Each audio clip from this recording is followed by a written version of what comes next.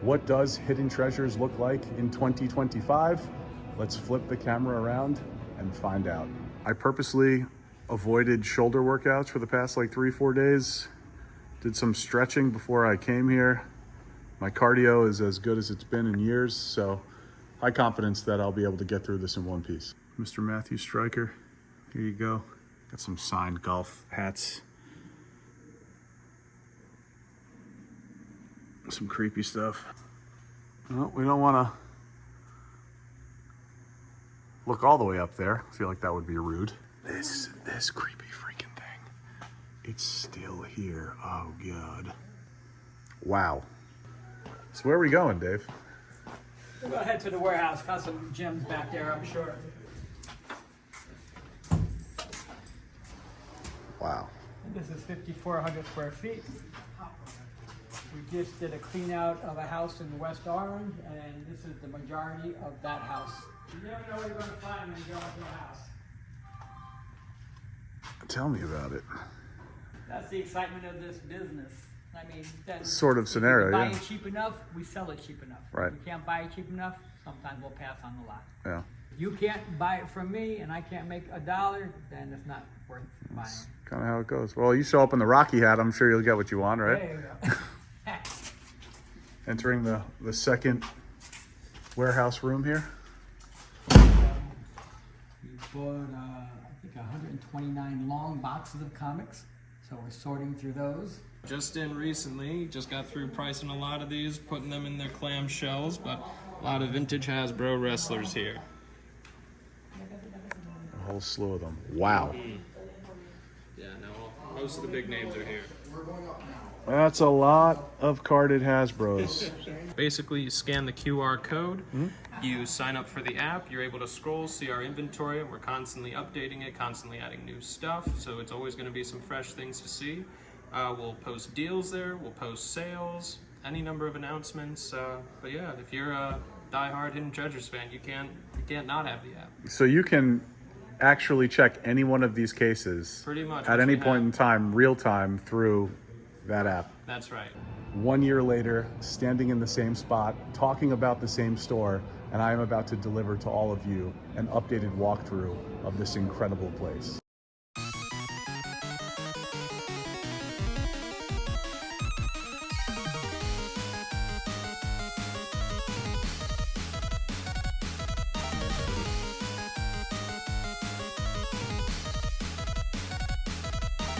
About a year ago, almost to the day, I stood in this very spot introducing to all of you the store behind me, Hidden Treasures, located in Livingston, New Jersey, right here in the Livingston Mall. It was my very first trip to the store. Leading up to that point, I had watched some YouTube videos, I checked out the store's Instagram page, and it was very clear to me that this store was going to have a lot for me to see. However, upon arrival, I quickly realized that there was going to be absolutely nothing that could have prepared me for the experience that I was about to have. I wound up documenting that experience with a YouTube video that I had uploaded right here on the channel, and that video received a whole lot more engagement and attention than I could have ever thought. So thank you all again for that. And it is because of all of that engagement, because of all of that attention, that we are here 1 year later, standing in the same spot, talking about the same store, and I am about to deliver to all of you an updated walkthrough of this incredible place. So, what does Hidden Treasures look like in 2025? Let's flip the camera around and find out. Getting a running head start here into the store. Before we head in, to stick to my plan of covering absolutely every inch of this place, let's see what we have outside here. $5 table. I don't ever remember seeing this here in my handful of trips to Hidden Treasures. A couple of things out here. And we also will see, what is this? Anything that is related to the store? What's free these days, huh? I'm not sure what this is about. We can ask Dave at some point.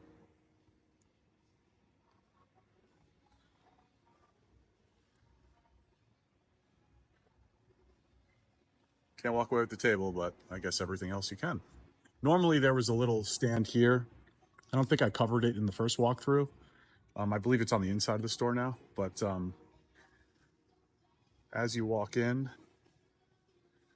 let's take a look at this. I don't think I covered this the first time either. My plan is to make this walkthrough better than the first one. Improve as much as I can, where I can, based on your feedback and things that I noticed myself in that first walkthrough. I thought it was a pretty comprehensive walkthrough, but there's always room for improvement. So we are going to see if we can get it all. And as you guys are about to see, there's a lot to get. Got the premium format Vader statue that came out a couple of years ago now. Wow, can't believe that is a couple of years that we're talking. I remember when that was up for pre-order. Premium format, for anyone that is unaware, is just sideshow jargon statue speak for quarter scale statue. This is pretty cool. I wonder if these are actual like neon vintage light ups. I don't know. Well, probably not. That blue ribbon, but pretty cool nonetheless. Check out the other side here before we walk in for symmetry. Not all too much to see out here. Hollywood Hogan.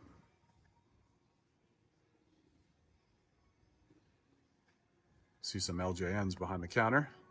Some signed stuff as well. Wrestling. Tito Santana. The meet and greet. It's pretty cool. All right. With that, folks, let's head on in. Got a Tonka truck welcoming us this time around. Al Capone. Framed piece. That's pretty sick. Some episode 1 stuff. Spidey. Snow White. Very cool. And here we go.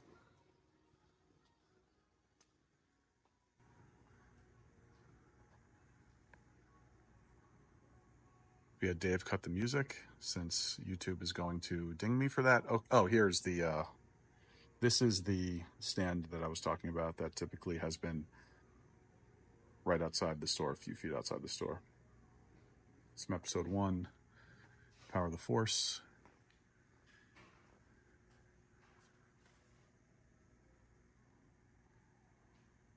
Very cool. Just to give you guys one full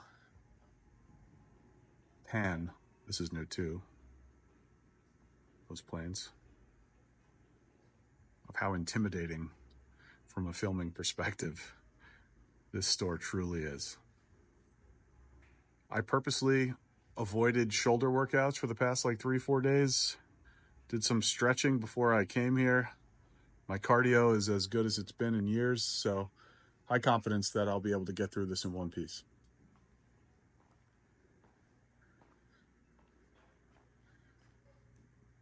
Front counter.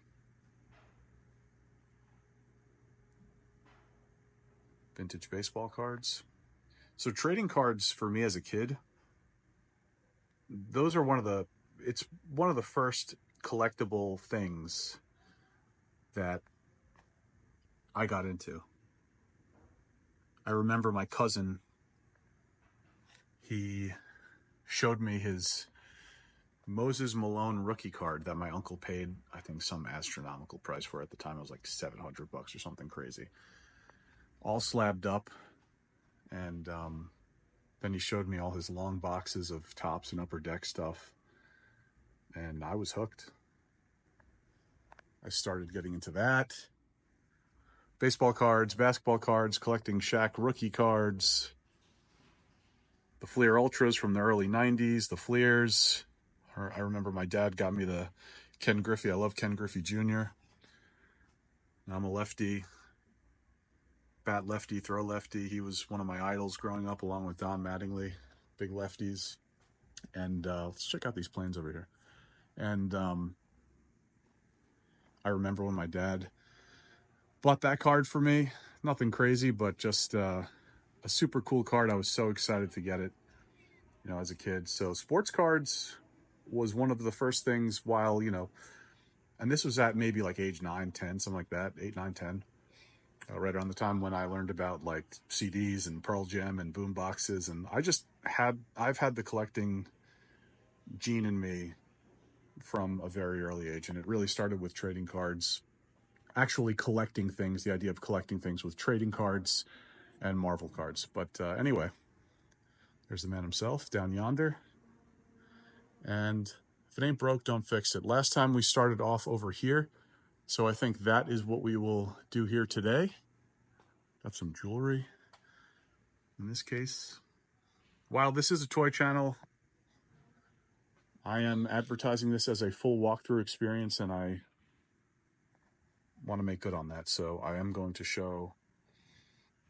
try and show everything. Going to do my best. There are probably 3,962 display cases in here. We're going to try to show all of them. Some toys here. Some Captain Planet carded. It's cool. Getting over top shot at it. Know a few folks that might be interested in that. Some more sports cards. $10 in there. Nice. Soups piece is pretty cool. Aisle 1. So last time, one of the things I noticed in my video is I would walk down an aisle. At times I would spin to see what's behind me. I think this time what we'll do is walk down one side of the aisle, snake around up the other side, so on and so forth. So with that said, also someone made a comment that last time that my Fugazi pumps were making squishy noises, which I get that. So no Fugazi pumps this time. Got my running shoes on, which I can get through any place without anyone hearing me. Not a peep. So looking to make improvements. Those are some of the improvements I'm hoping to make for a better experience with you guys here today. Check that out. The perspective shot. Crazy amount of stuff. Some more sports cards. Dave's done a good job at organizing things by section, so you know you're not going to find this stuff 5 aisles over either. It's pretty much everything is all in one spot for the most part, by category, by genre. These were not here last year during the first walkthrough. The Johnny Toy Maker and the Flintstones kids. That's two really cool pieces, in my opinion.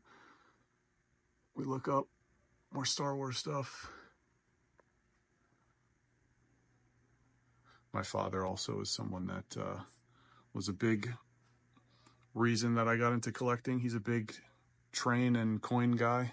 He's got a really cool train display at his house. He had a really nice one in our basement, house we grew up in.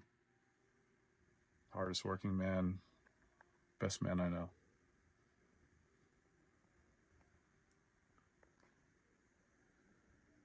There's a little closer look at some of these cards. Hojo right there. We had a Hojo near us for a long time. Obviously shut down, well now, probably close to 20 plus years. I think there are still some hanging around the US though. I don't know how many, but probably count them on one hand. Frank Thomas, $12. That's cool. Ricky Henderson. Some Star Wars stuff down here, cards. It's pretty sweet. Jackie Robinson, really cool.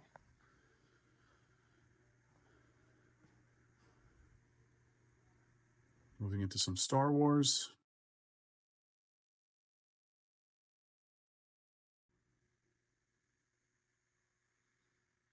Some collector cases up here that look really nice. C-3PO and Vader. We have up top here more Star Wars Power of the Force.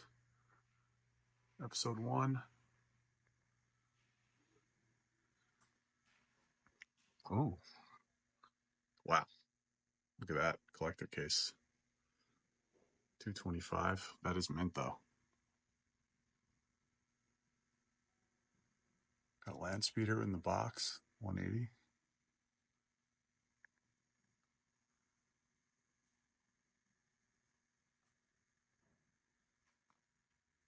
Dagobah playset. $250. Is that? No, that's not sealed. I'm assuming this is the example that goes with the box. Some nice Star Wars stuff in this case, I would say. Vintage Star Wars with the magazines too. Very cool.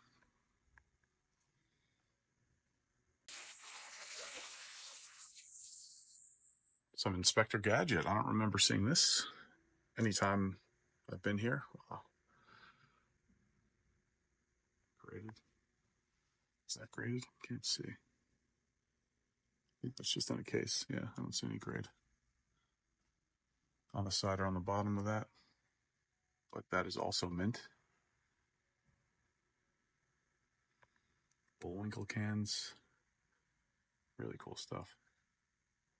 And going up, looks like we've got some blow molds up top. Frankenberry Blueberry over here. Add icon stuff. And as we slink around this very inconvenient but necessary support beam, got some magazines, Hugh Hefner, not much going on there. A ladder, 2 ladders. I've actually got one of those ET plush still in the poly bag. Big shout out to my buddy Captain Caveman Toys on Instagram. Hooked me up with that a few years ago now.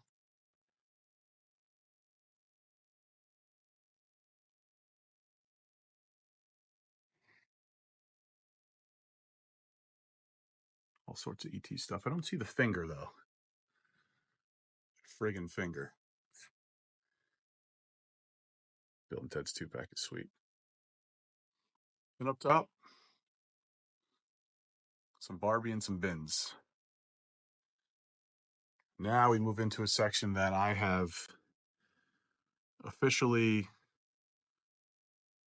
started back up again in my collection and collecting. I want to say never really left. I've always been a really big Lego guy.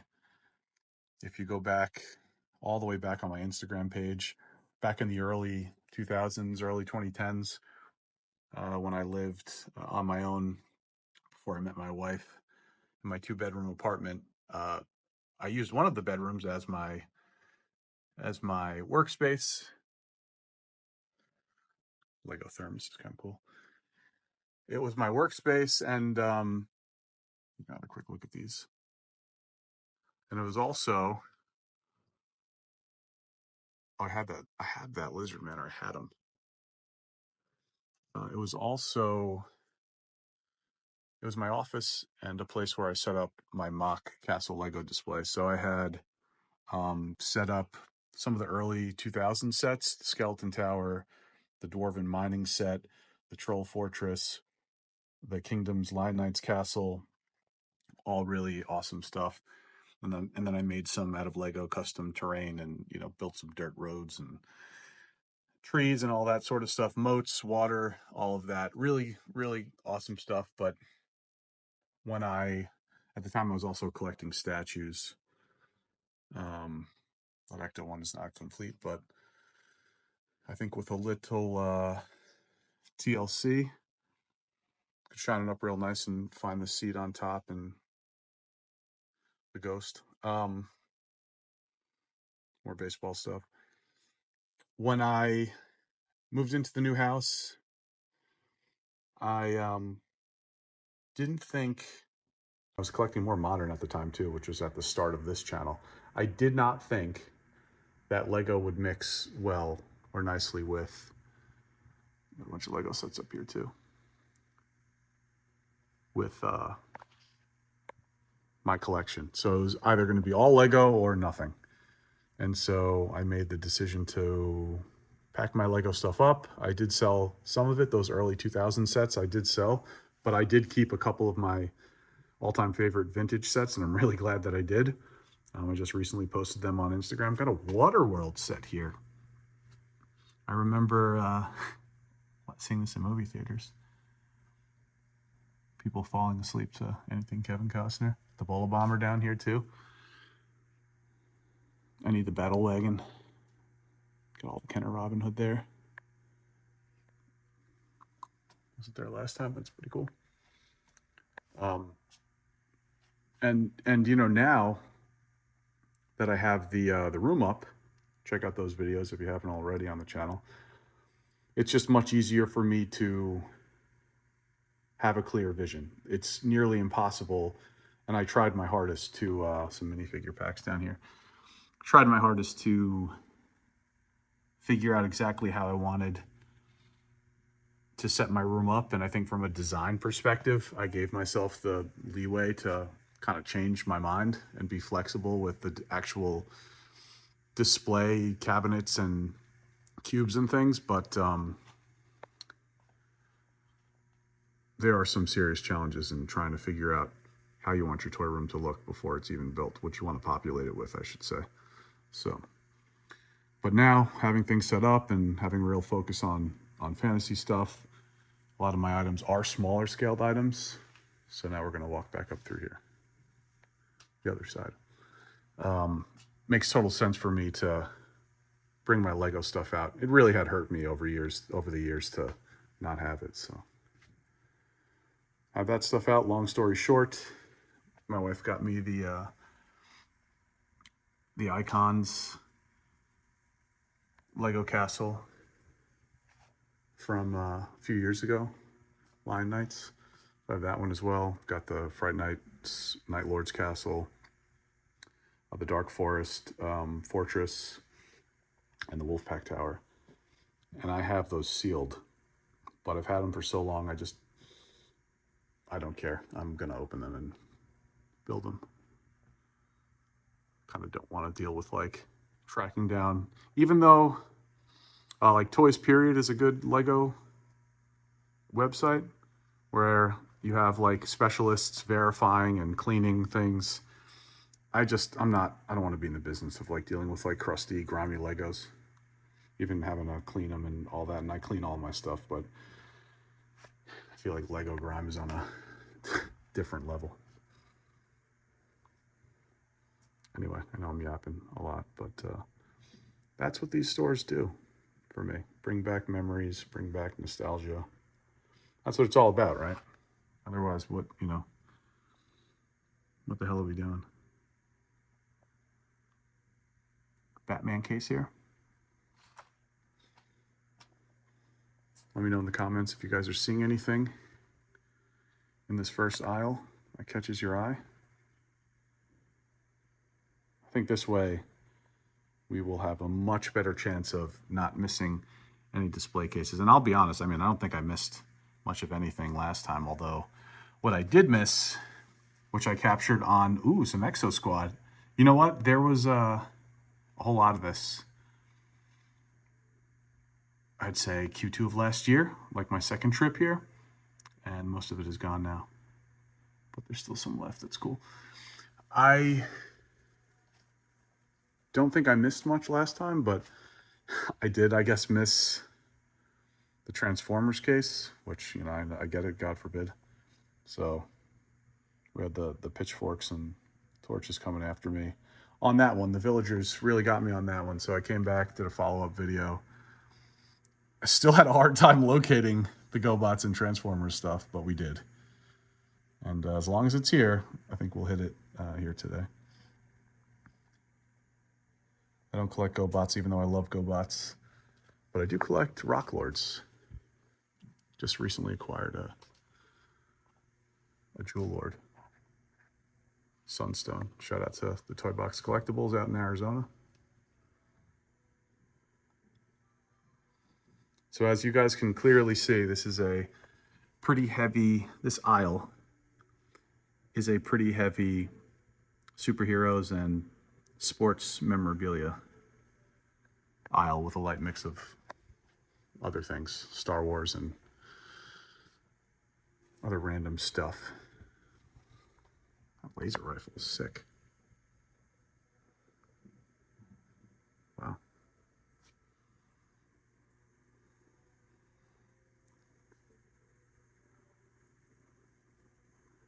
Any vinyl Cape Jawas hanging around? I don't see. I don't think so. For 70 bucks. Really nice Star Wars collection though, as you can see.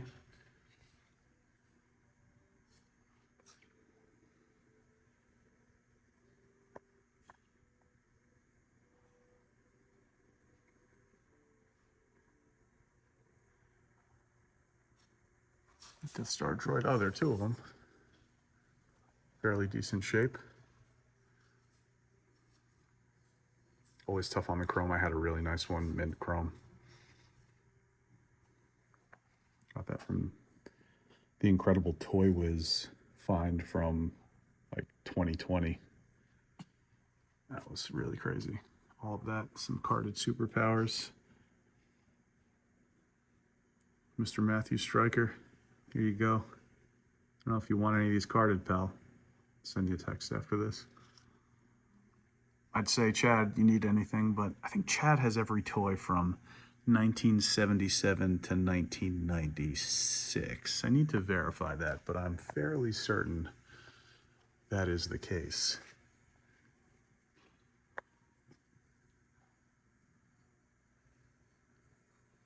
Some more Toy Biz stuff, some mix of modern. Another thing that I went away from was my 80s and 90s Marvel, which also kind of hurts a little bit, but I really just want to focus on fantasy. Got Cap's car here, the coupe. It's a good one. 50 bones on that with Cap in it.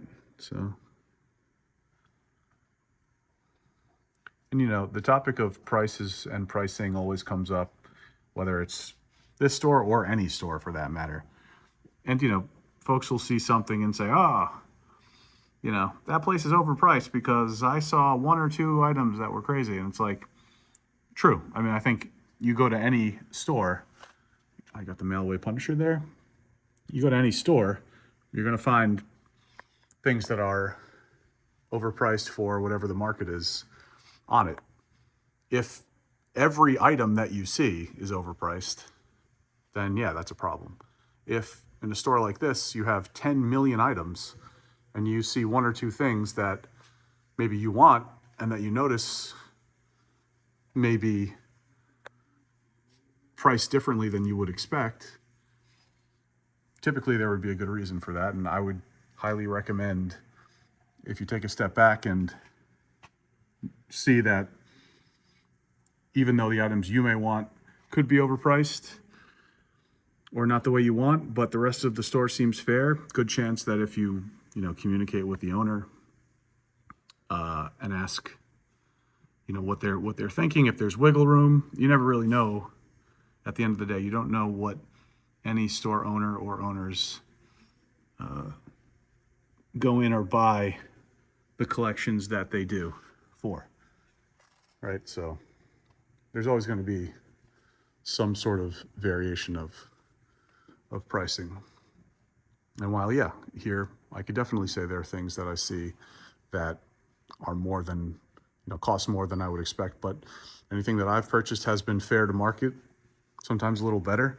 And, you'll guarantee here at least one aisle number one is done. You'll see things that are going to be complete and in really good condition. So you'll always pay a little more for that stuff. In my opinion, it's worth it, but we all collect in different ways. But generally speaking, you see something, especially in this video, if you see something that you want and you're unsure price-wise why it may be, I would call the store ask for Dave or Sam, and they can give you some clarity on what it is, and maybe even strike a deal with you. They're both very reasonable, fair people. That's my little spiel on that. More sports cards. And in this case, since I guess there's so much of it, there's just another aisle of it, but it is at least next to the aisle with the other sports cards, so it makes sense. It's all in one area. As mentioned before, Maurice Cheeks. Wow, 15 bucks. I actually just went to a card show locally. My buddy Joe, my cousin Joe, last week at the County Center in White Plains, place where I grew up actually playing some basketball.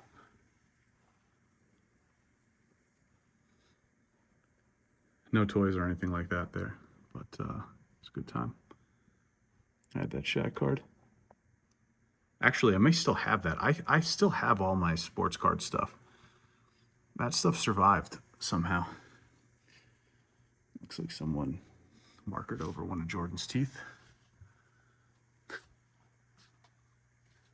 battle wagons up here. Oh, interesting. I need to take a closer look at these. Very interesting.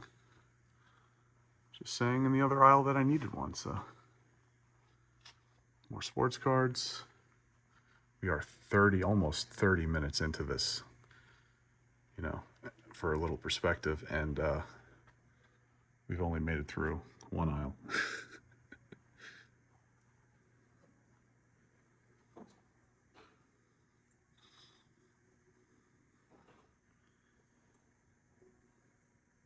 Mighty Ford.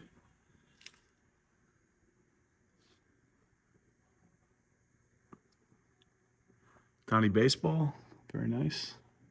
25 bones, Dwight Gooden. All the guys I grew up with. I see Bo Jackson down there, more Don Mattingly. Or even more Don Mattingly. Kirby Puckett, wow.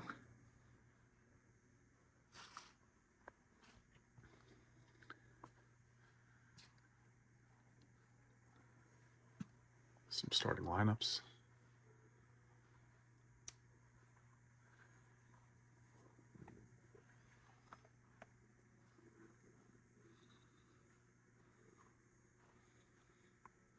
Some watches down here, interesting.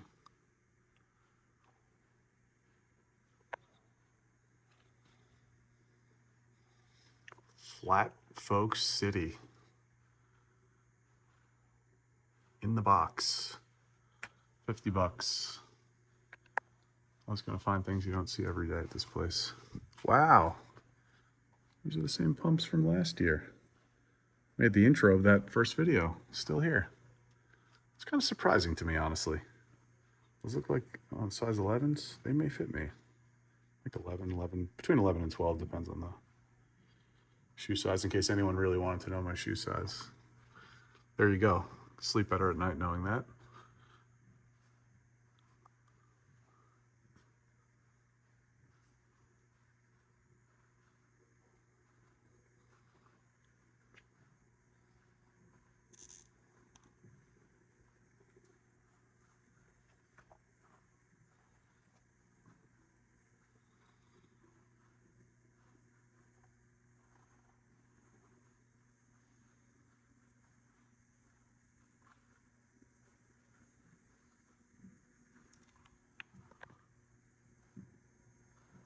Some weird stuff made in the 60s, gotta say.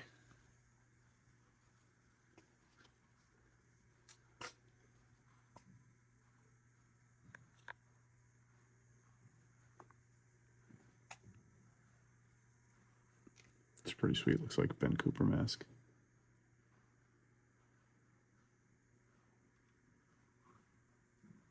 Some vintage Pez down here as well, superhero based.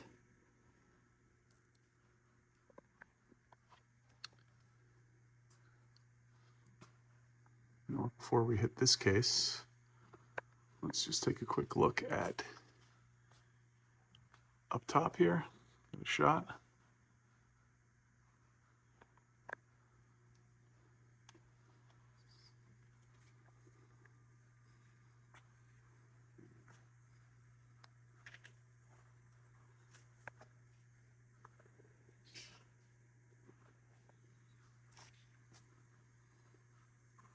Yeah, I mean, some of the signed stuff that we're seeing now, where are you going to find this stuff? Hulk lunchbox, 65 bucks, 78. Very cool.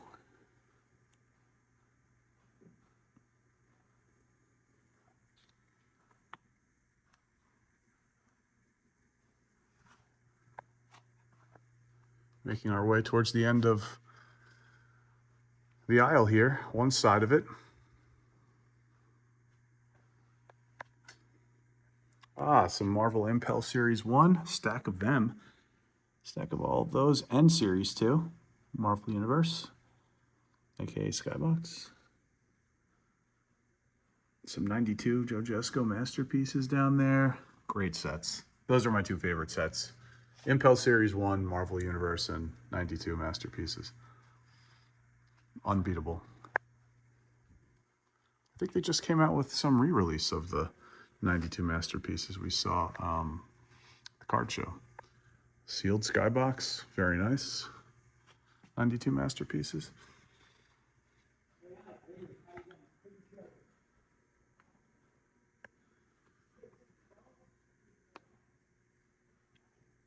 Series 2 thing is cool. I don't love Series 2, but there are some select cards from it that I like a lot. It's an awesome 92 card right there. Spidey vs. Venom. Some medals. And I had a really nice Genmin 10. Shout out to the Graded Gamer. Marvel card collection, but only sticking with Magic cards now. Just looking to expand upon my Alpha Beta revised collection. Coke bottles are sweet.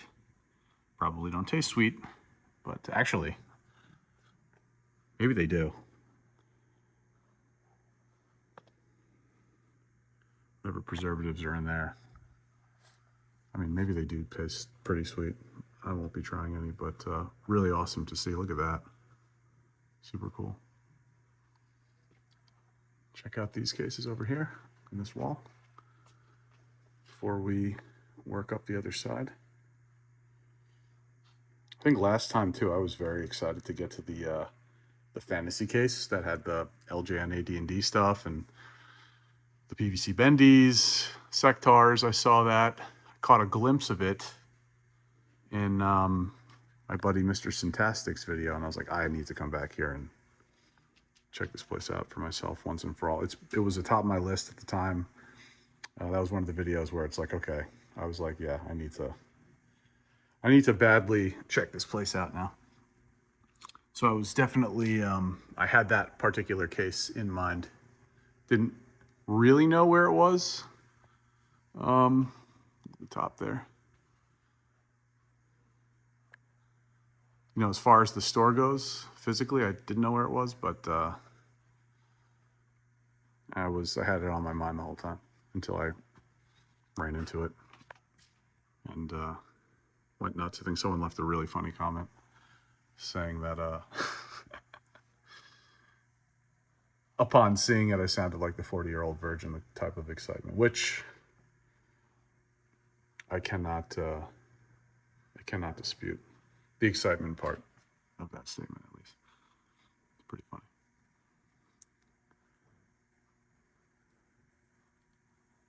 You know, it wasn't cool back in the day to like Dungeons and Dragons or play it. Just like it wasn't cool to play games like EverQuest and Diablo. Like, that wasn't considered cool. You know, people like to go and drink in the woods, and I feel like kids these days don't like drink anymore, which isn't necessarily a bad thing, I guess, but it doesn't seem like going out and all of that stuff happens the way it used to, like when I was growing up, even into my 30s. I want to say up until the past, like, I don't know, 5, 8 years, 9 years. But it's pretty cool. But growing up, yeah, it's like you stay inside and you're playing Diablo 2 and EverQuest, and I was lucky enough to play those games during production release in their heyday. That was not considered cool. These days, you've got people streaming it, making videos about it, daily content, you know. Just funny how times change. Everything is so cyclical.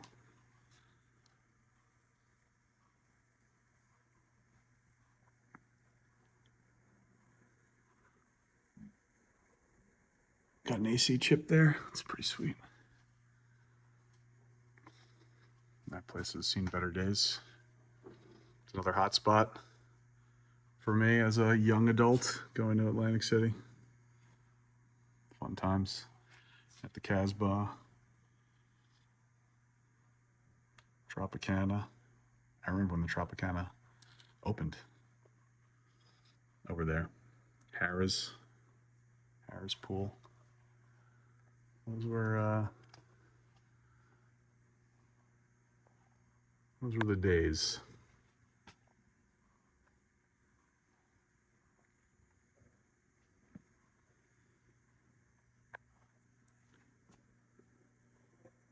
Some pretty cool cups in here. Some more coins. If we look up top, got the Mutant Hall of Fame. That's one of my favorite Toy Biz Marvel pieces for sure. Got the Ed Grimley in box for 90 bones. It's awesome.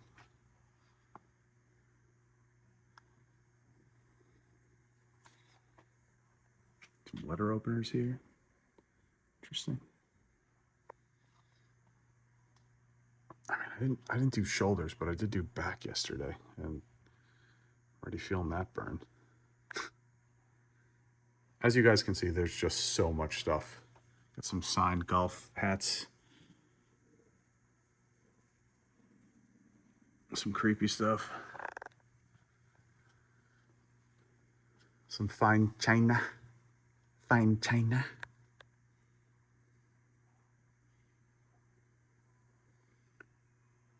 I never noticed these, honestly. Oh. No, we don't want to look all the way up there. I feel like that would be rude.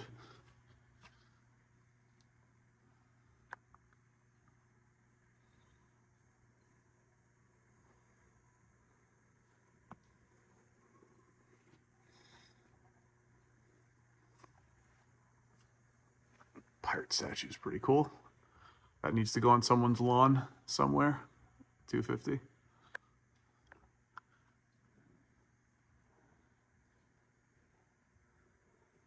Watches, pens. I mean, you name it, it's here. Remington shaver in the box for 10 bucks. It's never something I thought I'd say on the channel. Remington shaver in the box. Gotta have it in the box. Okay, so that now concludes 2 full aisles. We're gonna start on aisle 3, número 3. That's my Spanish, not very good. It's pretty sick. These are very cool. 1960s, $750 for the set. Those are pretty awesome. I will say that. I did say it like 5 times just now. Some lunch boxes.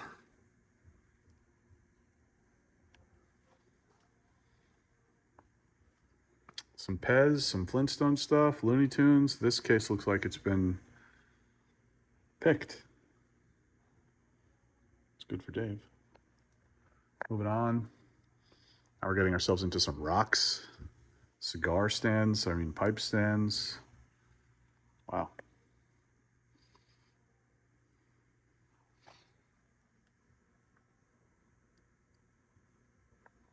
Pretty neat.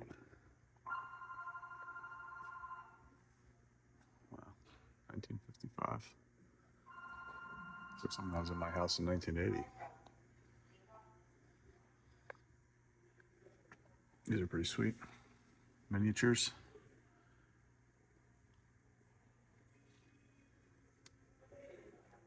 Yeah, that's awesome.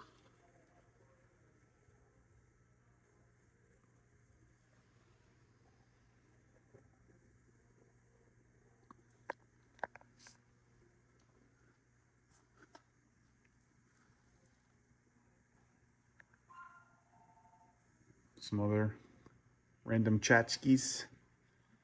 Definitely the tchotchke section.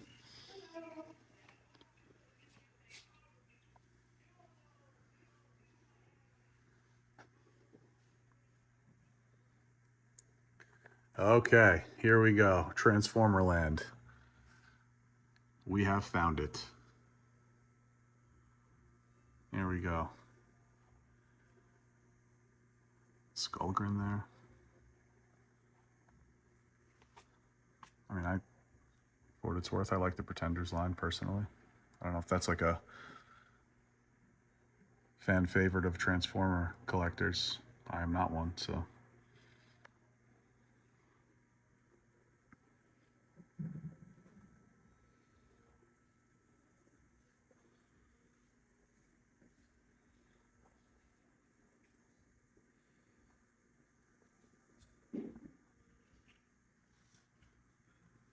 If you guys see anything here, let me know in the comments.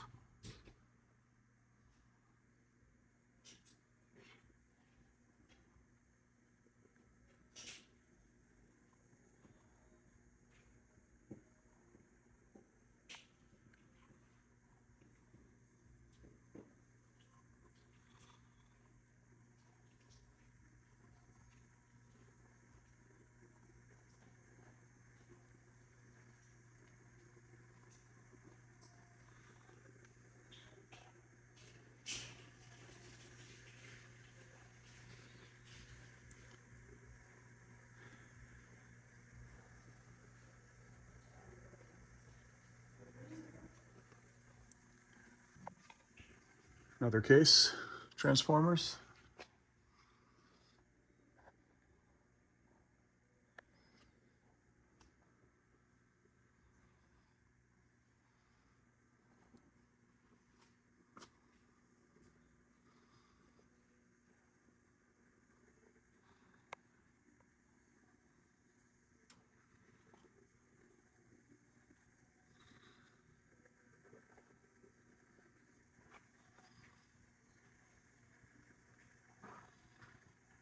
Get you guys a little closer look here. Try to get some prices in there.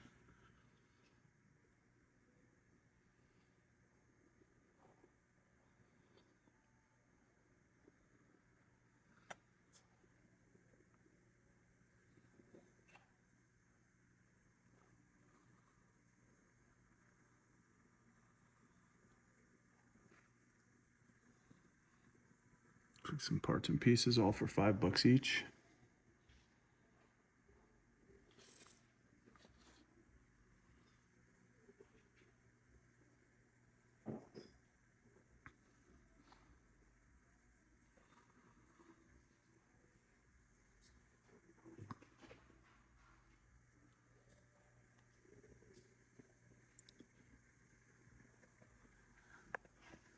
Okay, moving on.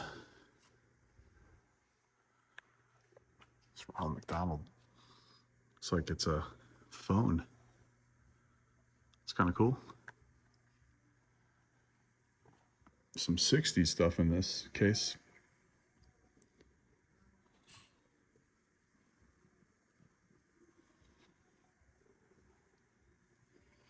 Tony the Tiger, $20.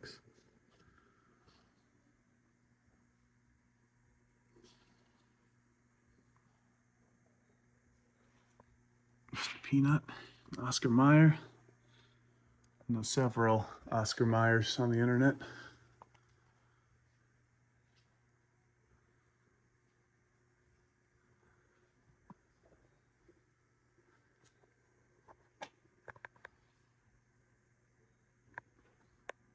Some more cards. Wrestling, fighting, racing.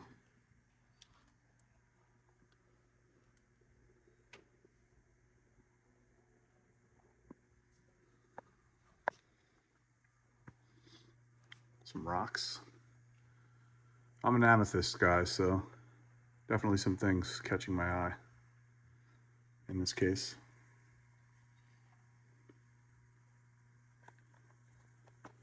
Okay, moving on down.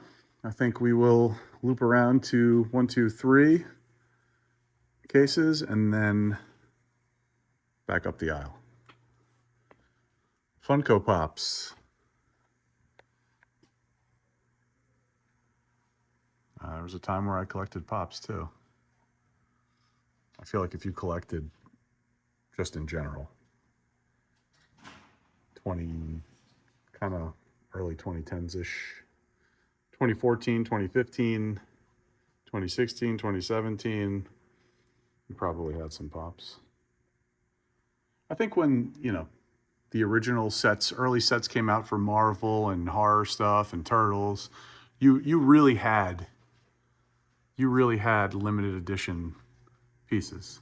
Stuff that you'd only get at, you know, Comic-Con, San Diego, New York, that were limited to, like actually limited to like 350 pieces, 150, 50, you know. There were some really hard to get pieces back then. But then once like 2017 rolled around, you know, things were only quote unquote exclusive to like, you know, 2,000, 3,500. I don't know. And it just, to me, seemed like the actual product changed a bit in terms of overall quality for some of them. It's my opinion. But Pops are cool, man. Whatever works for you. Right? Pops are cool. It's a busted up Thunder tank here. Treads are all messed up. 150 on that. Even with Lino, it doesn't look complete. So, I mean, Panthro. See, like that's something I would ask about. That's a good example. I would say, if I wanted, for some reason, wanted that, I would say, could you maybe do like $70 on that, $50 on that? You know, I would probably chop that in half, personally.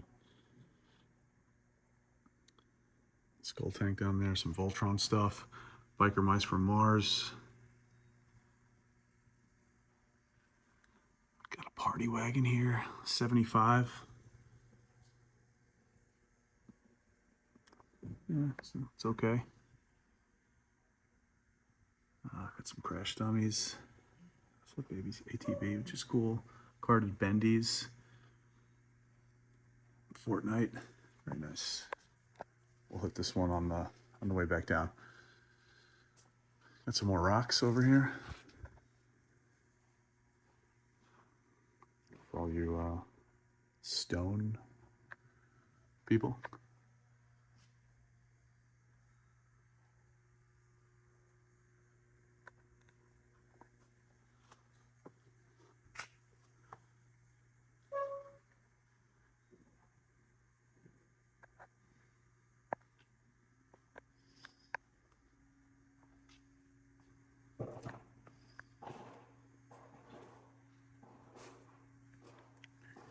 There's a lot of rocks.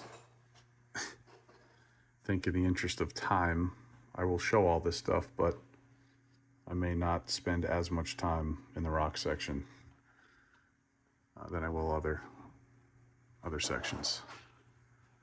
Some glasses, which is pretty cool. While I do want to get everything, and I will, I also want to make sure the video flows well. So for you guys, the walkthrough. I mean, I would like to believe this should, at the end of this, give you a fairly comprehensive idea as to what this store has to offer. So if you are interested in anything, you can physically come by, check it out, make an afternoon out of it, or give Dave a call, give the store a call, and inquire about anything that you see or may think based on what you see, you know, it may have.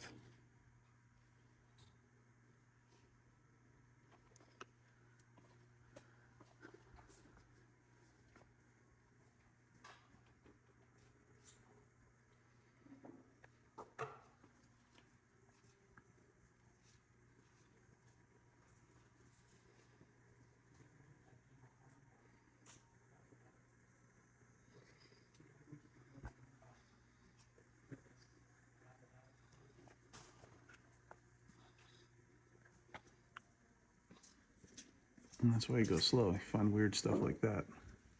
Interesting.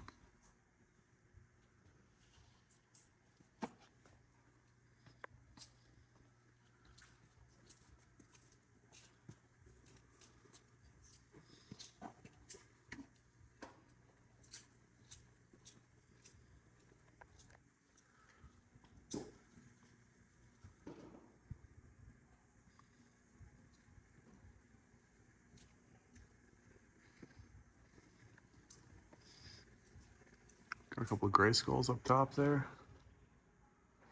Impossible to tell what's complete or how complete they are. But we're approaching the Motu section now, so. A couple of dragon walkers here.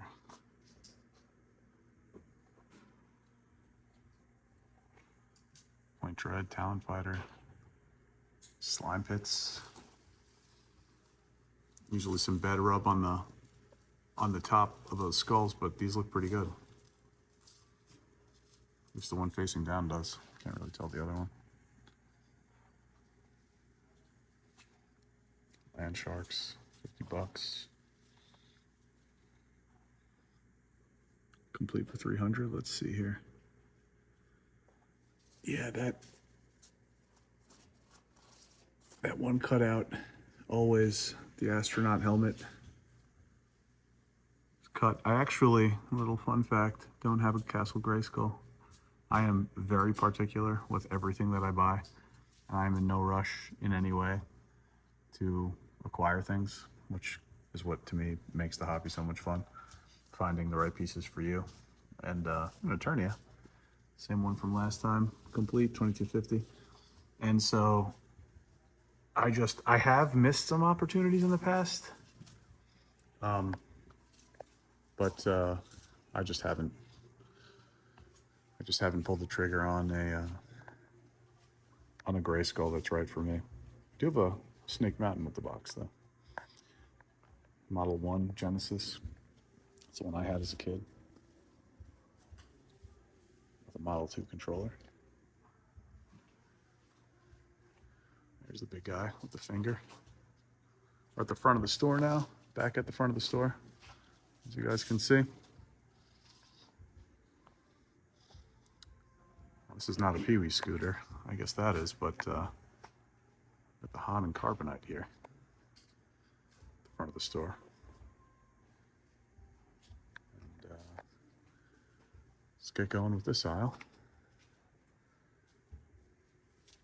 More Motu. Dorbs. Remember these? These did not last long. I had a few of them. I know the Thanos Dorb still has some value. It's still holding strong. I want to say it like 80 to 100 bucks, 120. Dorbs, wow. Yeah, Japanese vinyls, man. Very 2015, 2016, 2017, 2018-ish.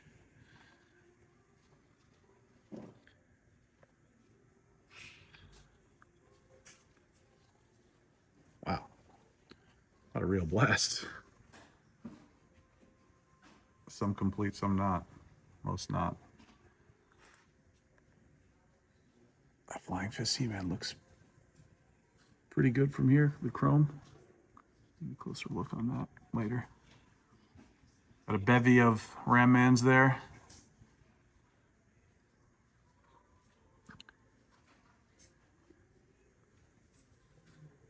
Some knockoffs, Warlord pieces,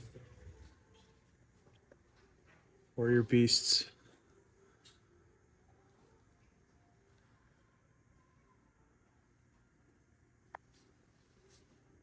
The Blade back there, incomplete. Ninjor back there, incomplete. Some 2000X. Some Super 7 Classics. More vintage.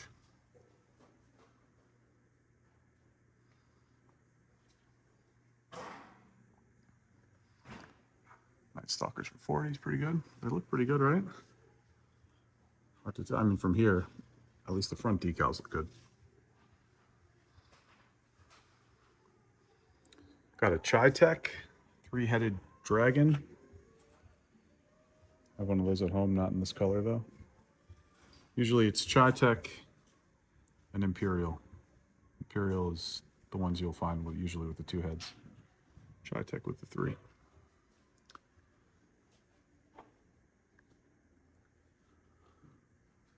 Motu case is always good, always stocked.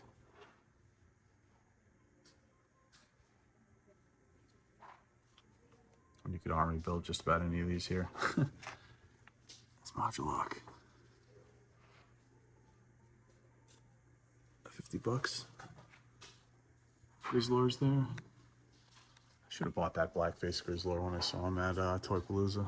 Oh well. Actually, I think my buddy Bill picked him up now that I think about it, so went to a good home. Some graded Yu-Gi-Oh! PSA graded Gem and 10s. Got a 9 snuck in there. CGC graded 8.5. I would only honestly grade my stuff, my carded stuff with PSA. It's just me. Moving on down.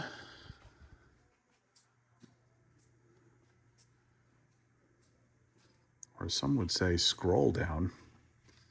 Although, I don't know how you could really be scrolling right now.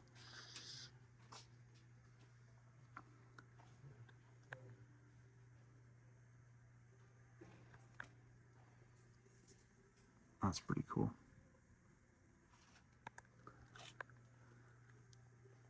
Back to toys here.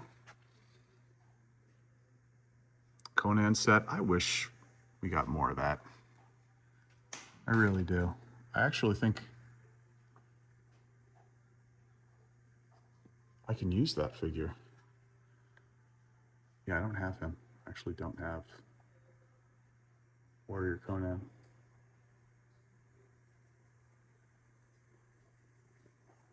Some Chuck Norris in there.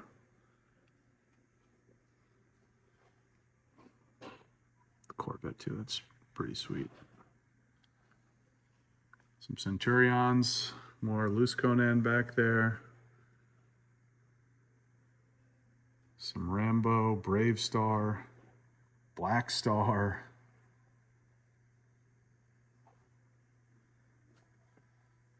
Very cool. Some Trolls.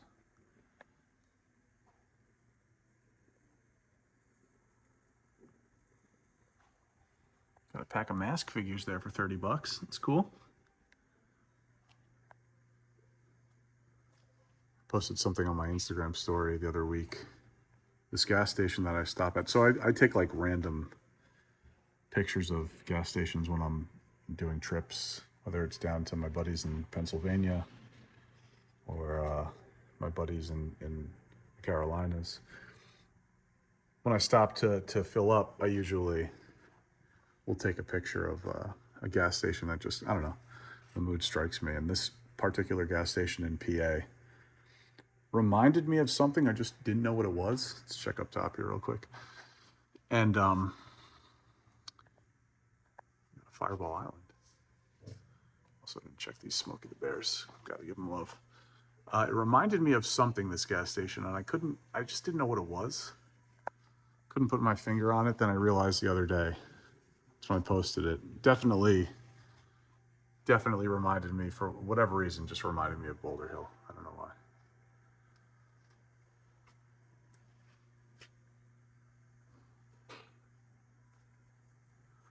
Some magazines here.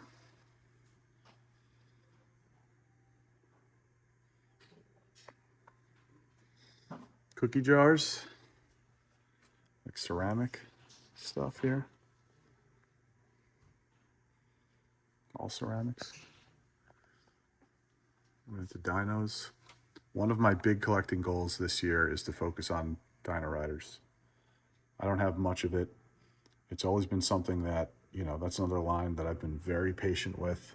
I just don't come across it often. I had one opportunity 3 years ago at Toylanta, and at that show, incredible show by the way, heads on a swivel. I had my hand in other things at the time too, and I just lost track of it all. I mean, like, had just about everything in the box, loose, complete. Had all the big grails, the Brontosaurus, the T-Rex, even all the Ice Age stuff carded. That's a big primetime regret of mine. That rhymed.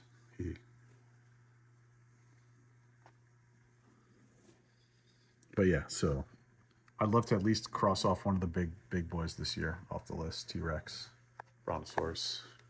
Would love that. Have some of the figures. You know, it's just not anything that, it's not a line that you come across often. It's a brutal line to try and piece together and collect. Normally this, you know, all of the dinos typically are either broken, incomplete. You know, it's rough. Missing battery compartments, corroded battery compartments, don't work. It's a tough one. Turtles case here. Closer look.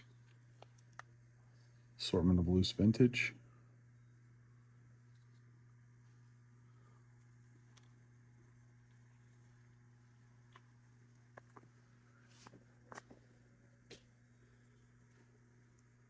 NECA stuff. More NECA stuff down here. Turtles in Time. Remember when that came out? I feel like that line wasn't very successful. Cartoon line, obviously, still going strong, but the reissue supersized down there. But yeah, I mean, the Turtles in Time, I don't think was very successful. Cas graded. Donnie Dino. Some of the monsters there graded. AFA. More carded turtles. This case always has good stuff. Turtle-wise. Anytime I've been here, it's always got something. Some of them down here with the card. Dwarf Don missing the idol for $200. What we got up here? The sewer play set looks pretty banged up and definitely very incomplete. Remember when these came out? Toys R Us. I had Lino. Okay. So now it is time to hit this side. Sneakers here. Jordans. That. Cards.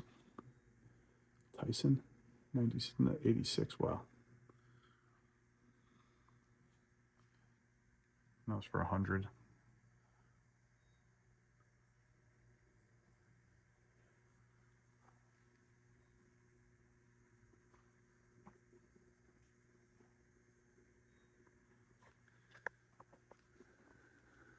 Made it into the gaming section.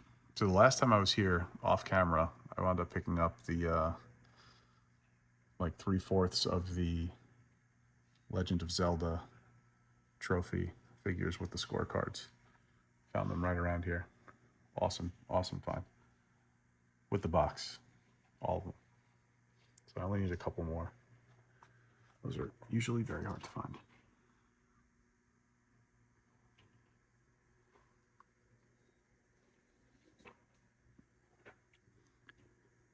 I would love to find a complete Kadash.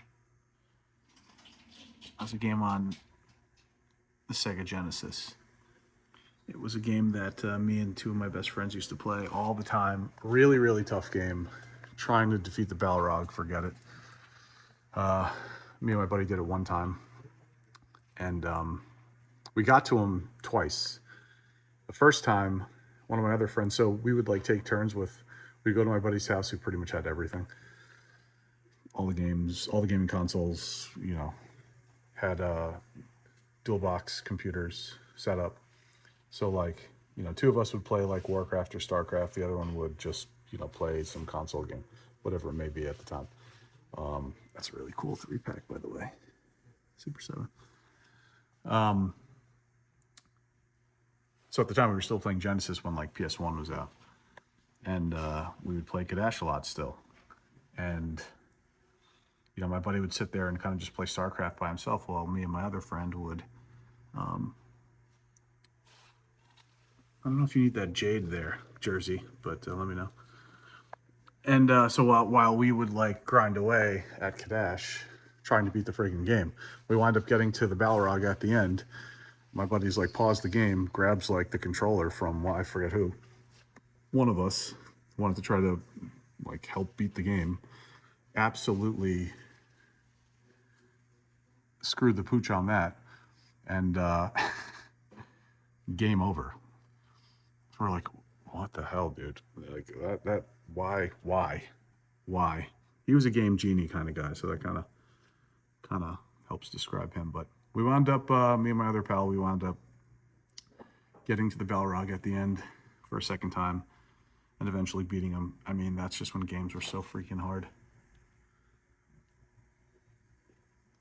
Another Game Gear carrying case over there. It's cool. I had a blue one that my aunt got me as a kid. You know, as a kid, my parents would always, like, I didn't have every toy or everything, you know. That was by design. My parents wanted to try and teach my sister and I from a young age, can't have everything. But my aunt definitely went out and tried to spoil us during the holidays. So she bought me a Game Gear with the carrying case, a blue one that I had for a really long time, even up through, I think, my early 20s. Mr. Potato Head, $20. Box, got a Pac-Man, that's cool, in the box.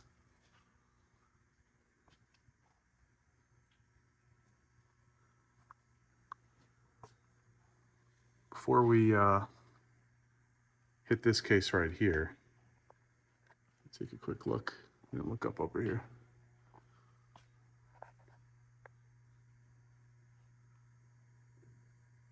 Just realizing this now, it's a CGC graded, $450. My goodness. I mean, gaming stuff is just as crazy as freaking toys, if not crazier. $50 for that Legend of Zelda 2 in there. But yeah, Kadash. Anyone has a lead on a complete one, let me know.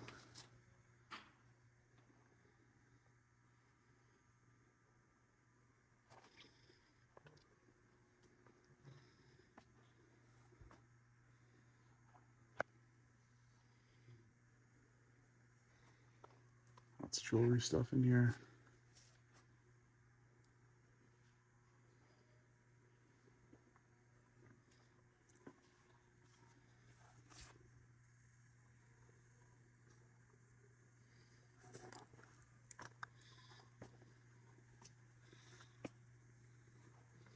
Talking Tasmanian Devil. It's pretty sweet.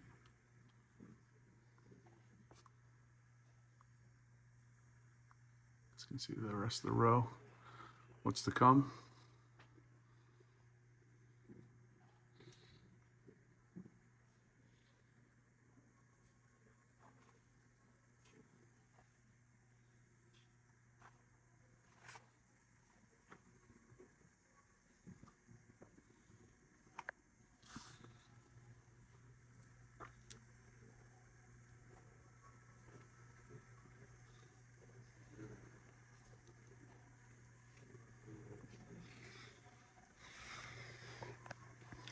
Looks like we're moving into a the horror section here.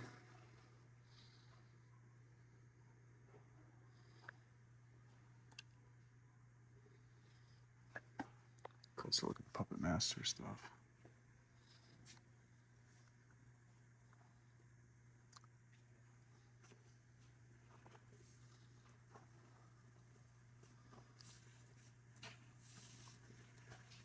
%50 off this case.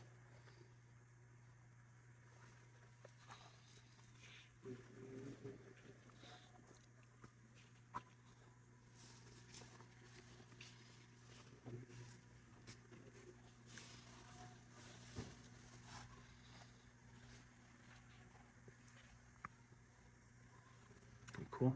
Not bad. Trade you. Thanks, man. Living Dead. Lost in Space Helmet's pretty sweet. It's with the box. I don't know where the box is, but I guess it's somewhere. $450.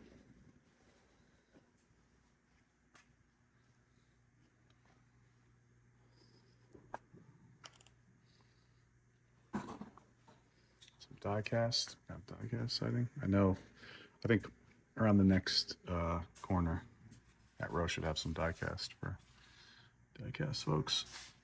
007 down there. These are great, the original sideshows. Universal Monsters.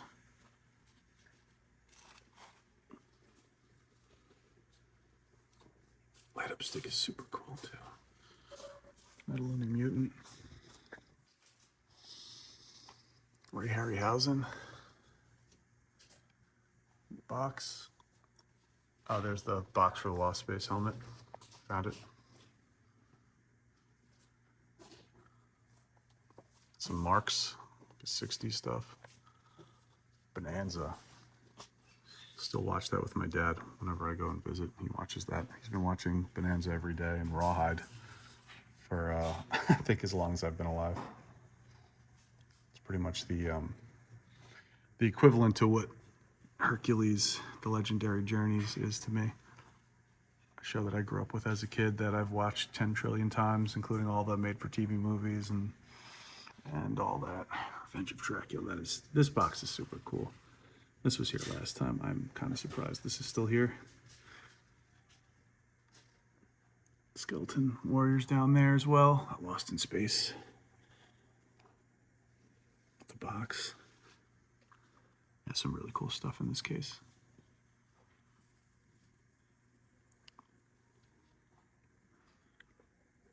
Boo Bunch. Trendmasters on card. Those are really cool too. Pardon my French.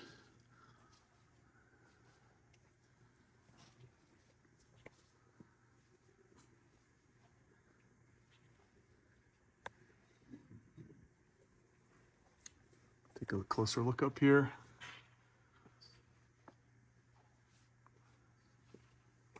Some NECA on top.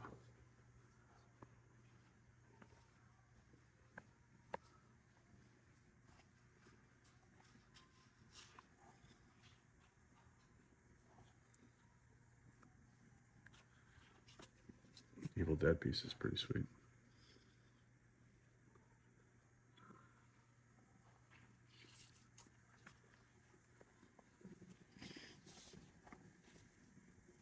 There's some pretty awesome monster stuff in here. Cheap too. Some of the smaller pieces.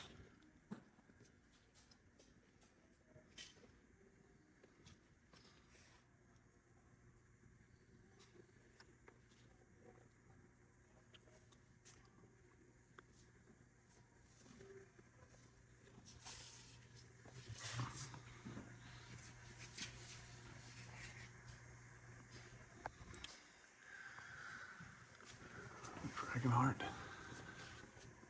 statue. Some masks, $50 each. It's pretty cool.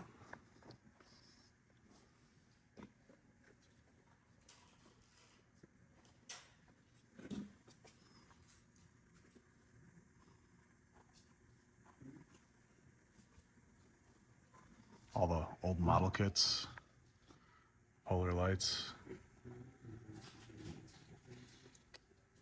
There's some Aurora model kits from the 60s that I really like a lot, like the Wolfman with the wagon, which I believe that and a few others were re-released in the 90s. The Aurora stuff.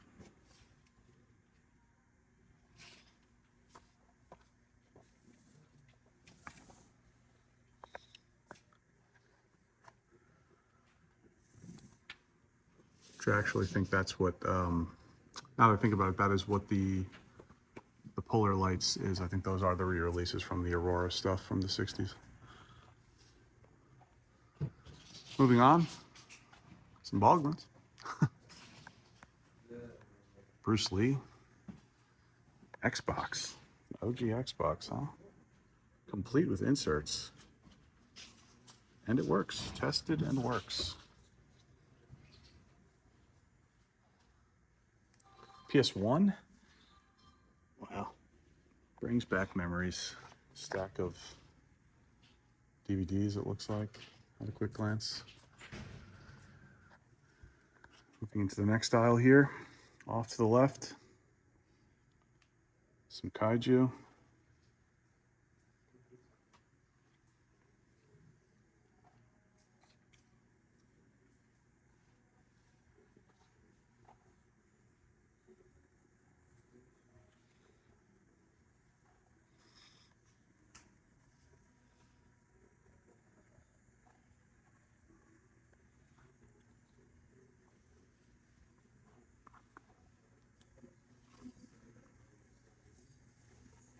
Oh, that VHS is sweet. Some statues down here. Smaller scale statues. There's the box. Skull Island Kong. Some Hess bits up here. Anyone from the 90s remember when everyone thought Hess trucks were going to be like, you know, people's retirement plans? That didn't pan out. Some LJNs down here. Moving into some wrestling. Ricky Steamboat looks pretty good. Jesse the Body, Greg the Hammer back there both look pretty good. Some rub on Jesse's bandana, but what are you gonna do? Got a land speeder, some random Star Wars mixed in there, SNES games, SES. Model 2, Genesis, Halo 2. What's the deal with like the original Halo game? Was that graded? I forget what it was, but sold for like $1 million or some weird crap like that. Crazy.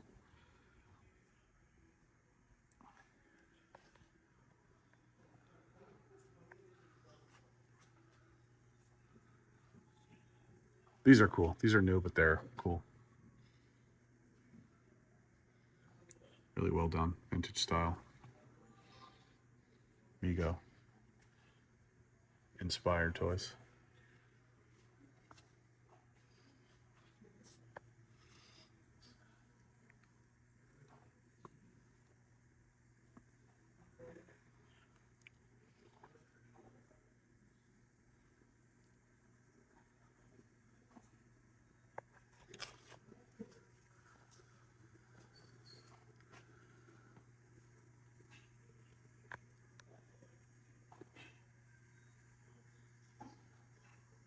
Some more Lego and some modern stuff that most would be used to seeing at the big box retail stores. This is pretty sweet.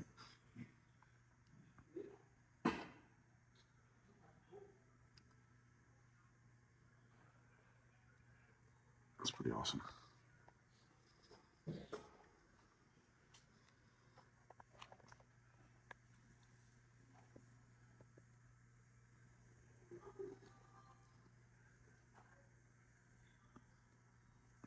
Next generation chess pieces. Some old die cast down here.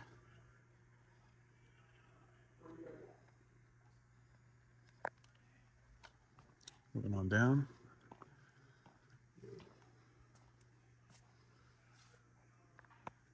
Here we go. Some die cast.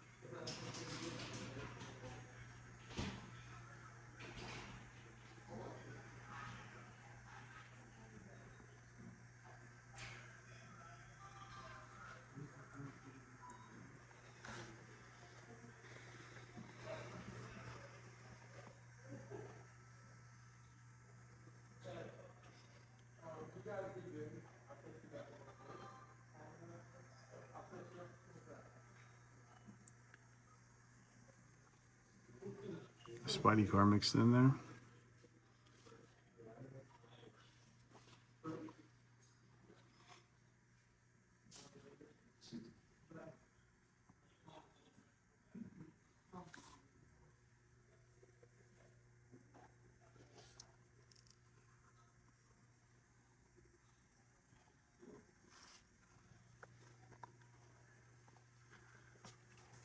This is an extra long aisle.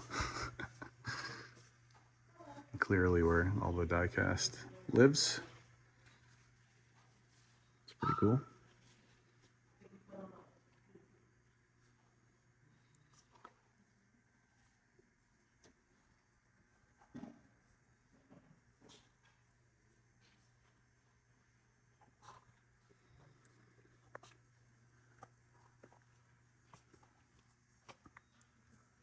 Well, if you're a die-cast car or truck collector, I would think it's safe to say it's probably worth coming here. And most of these bits, I mean, it ranges anywhere I see from 15 to 75 bucks. A lot of these pieces that we're looking at now. I am not a die-cast guy, so if there are any die-cast folks watching this, you guys can obviously sound off in the comments. 125 BMW, that's cool.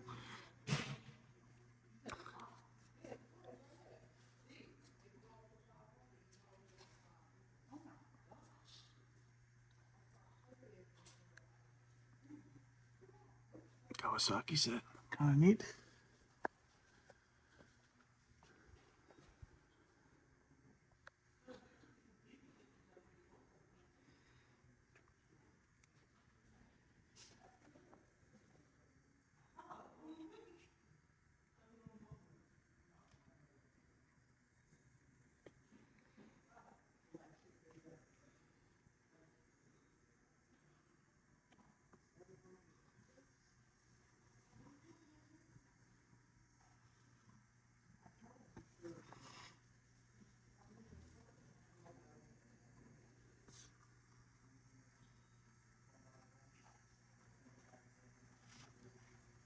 Old license plates.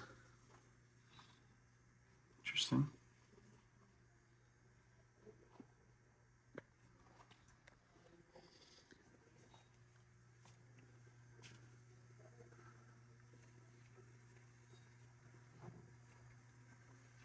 Alf calendar, that's cool.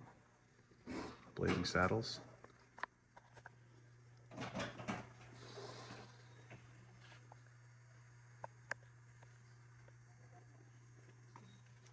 Some pins.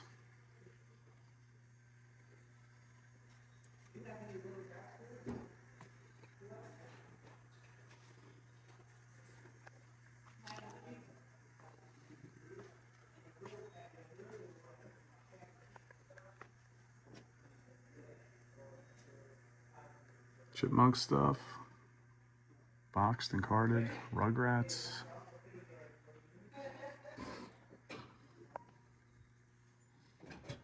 California Raisins. Got to see if, check in on the claymation bits for my buddy, Mr. Matthew Stryker.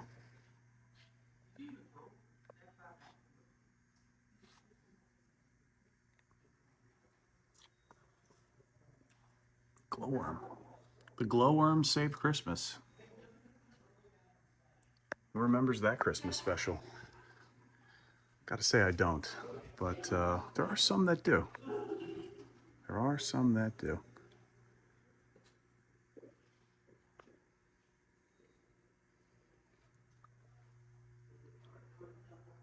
Anything Nerf, my eye gravitates towards. Moving into the back end of this aisle, Tom and Jerry. Oh, sweet.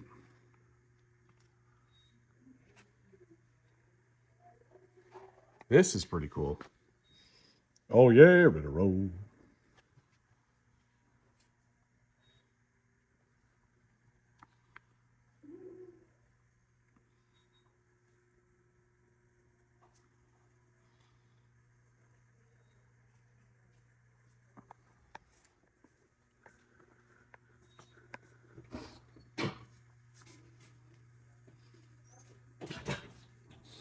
Sinatra.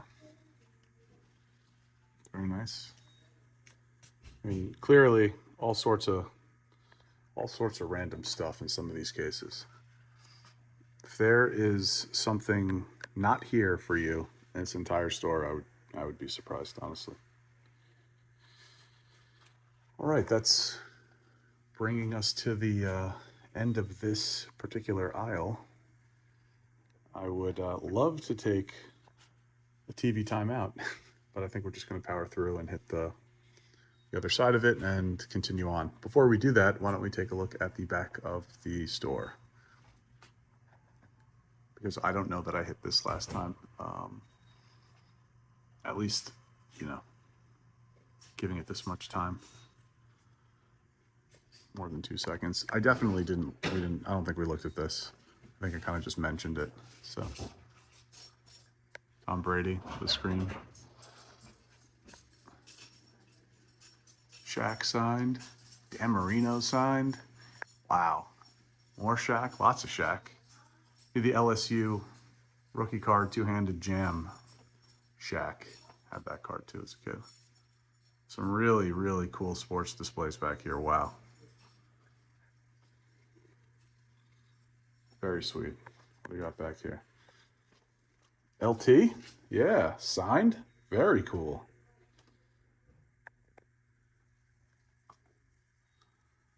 Wow. Everything that we're seeing right now is incredible.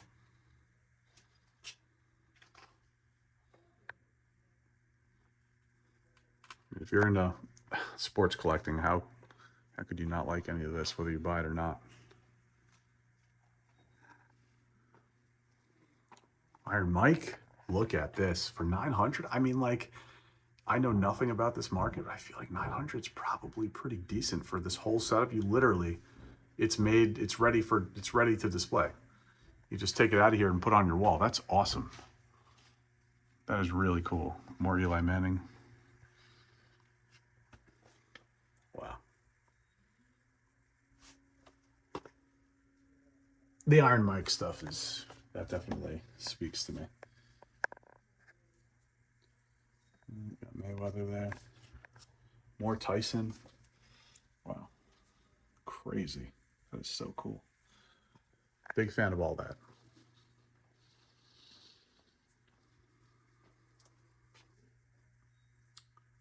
More Money Mayweather.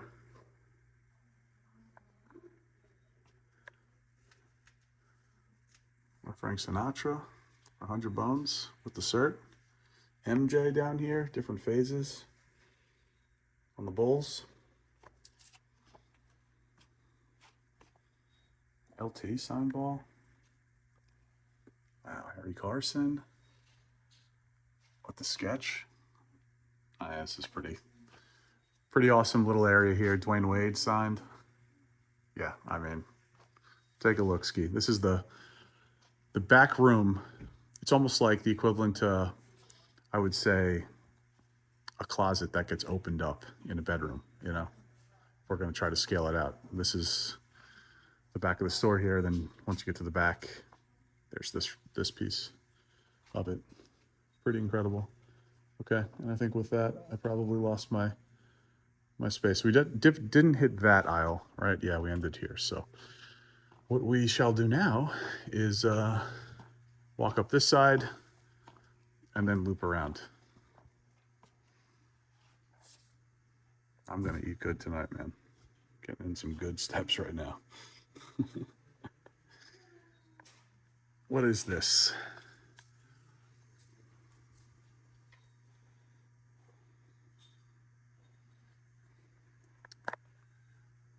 We're starting lineups on here, in here on card. Got the cups. Remember these cups back in the day. Pizza Hut had some good merch stuff. I'd love to get a vintage Pizza Hut lamp. That would be incredible to own one of those. They pop up every so often on eBay, I guess, but those are tough. That would be pretty sweet. I would definitely be I would put that in my basement, no doubt. Right in the middle of the room. I currently have a wafer light. Just put it right there. Go over the center display. Be awesome. Very 90s. That's 80s. Looks very 90s. late 80s and early 90s is pretty close. In terms of, I mean, everything, culture, pop culture.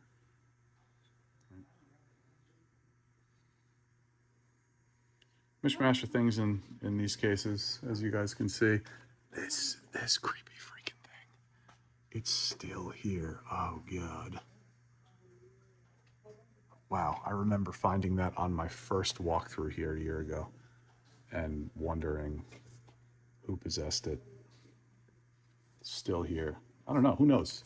Maybe someone bought that and it just found its way back here on its own. I don't know, but that thing weirds me the F out. Some diecast. Want to make a point to, along with Transformers, to make sure I give real spotlight to the diecast. Because there are some diecast guys who respectfully, left comments saying, as a diecast person, it might have been a different video too, but just in general, as a diecast person, I would have liked to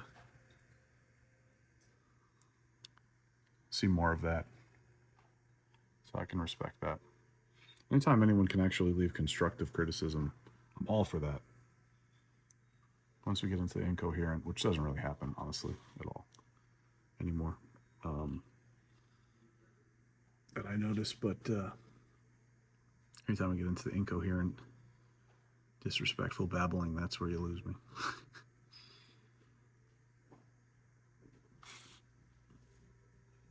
I don't think toy hunts and walkthroughs warrant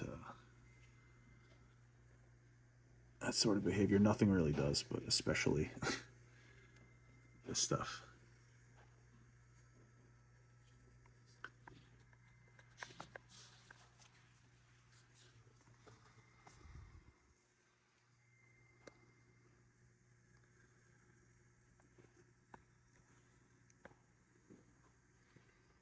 I feel like heavy on the sports. Heavy on the sports. These cabinets. Really in the store thus far. And we've walked through, geez, I guess half of it. Oh my God, an hour and 33 minutes in. I mean, good amount of everything, but gotta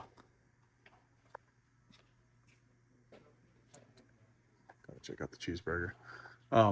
Good amount of everything, but good amount of sports stuff. Superhero cabinet here, some Toy Biz, some Marvel Legends, carded Toy Biz down here, mix of Marvel, X-Men, and Spidey sublines. More diecast.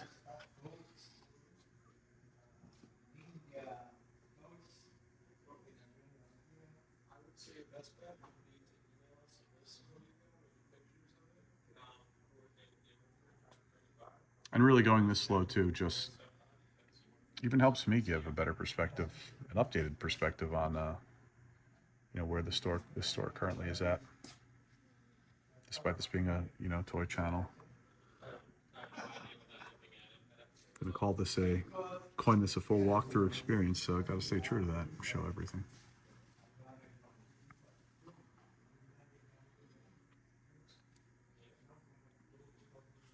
Pops down here. Some more recent diecast releases that you can find in big box. More diecast.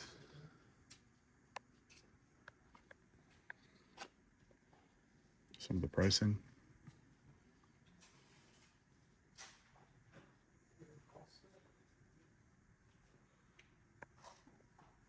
Homer's pretty neat. No, that's pretty awesome.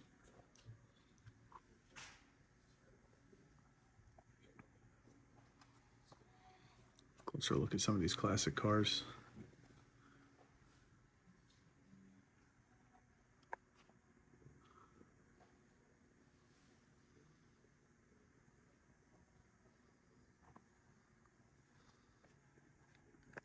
A lot of diecast. Bargain shelf. 10 each firm. I mean, running out of dollars to negotiate there, so sounds like a decent deal. Some NECA Predator, Alien Predator stuff.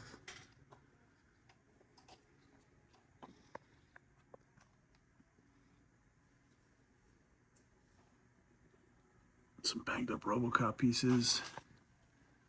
Some VHS. Wow, Twister. Jeez. You know, it's funny. I see something like Twister, and my mind immediately reminds me of like seeing Twister on the big board,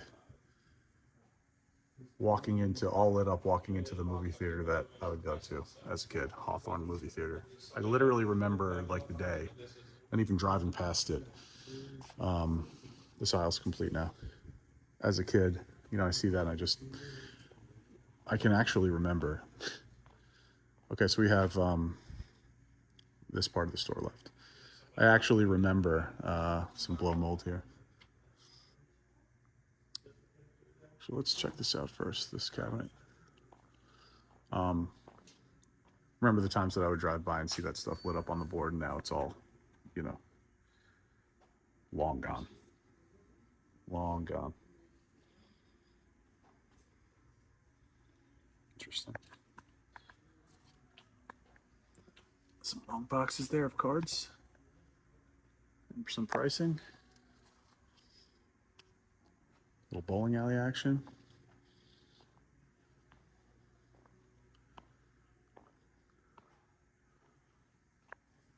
There we go. So some pretty cool stuff too. Peanuts merch.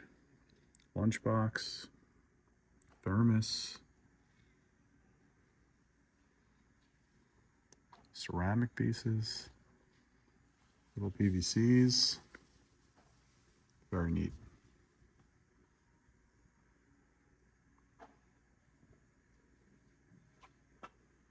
Mickey ruler. Wow, this is pretty sweet. And the poly. Some Pez down here.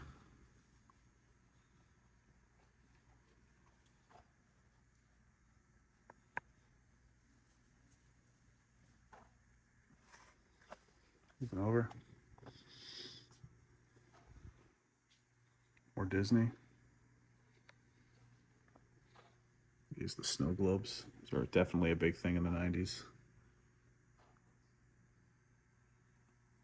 I think they were part of every Christmas display, whether it's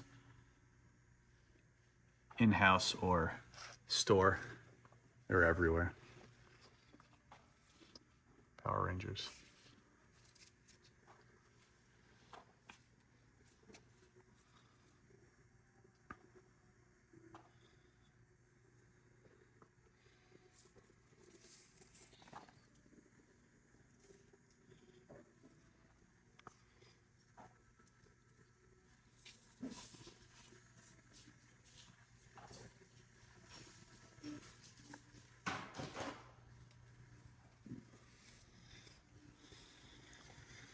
Some more model trains, some Lionels.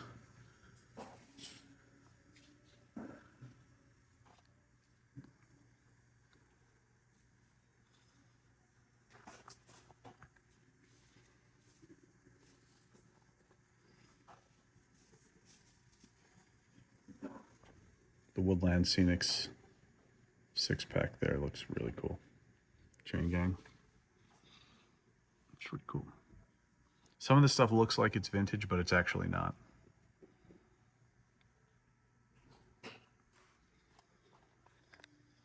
Simpsons. Box on top.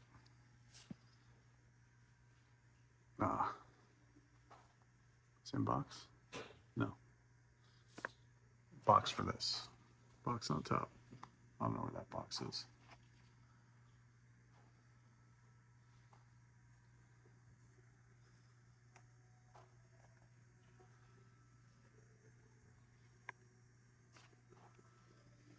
Pez, let me know in the comments what Pez collectors do we have here? That's also something that's been Gujitsu.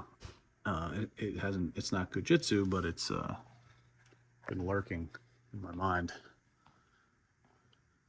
And I've been just avoiding. But vintage Pez is so cool. Has trucks. 1975, 76, 67. Before my time, but Hess definitely, as mentioned earlier, was still big in the 80s and the 90s. And those are some, I mean, you know, again, I don't know what the market is, but 350, 1964. I think all the 90s stuff is considered, you know, junk, but I could be totally wrong about that too. So anyone that knows about Hess, let me know in the comments.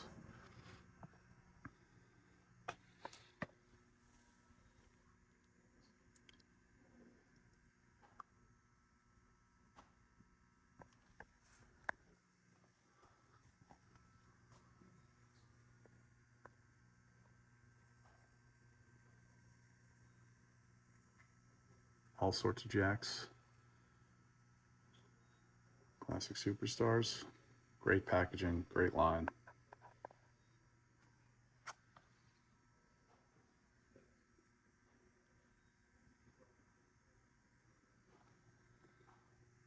The original San Francisco toy makers stuff. I used to love those too. Got the Hogans there, Bendy's.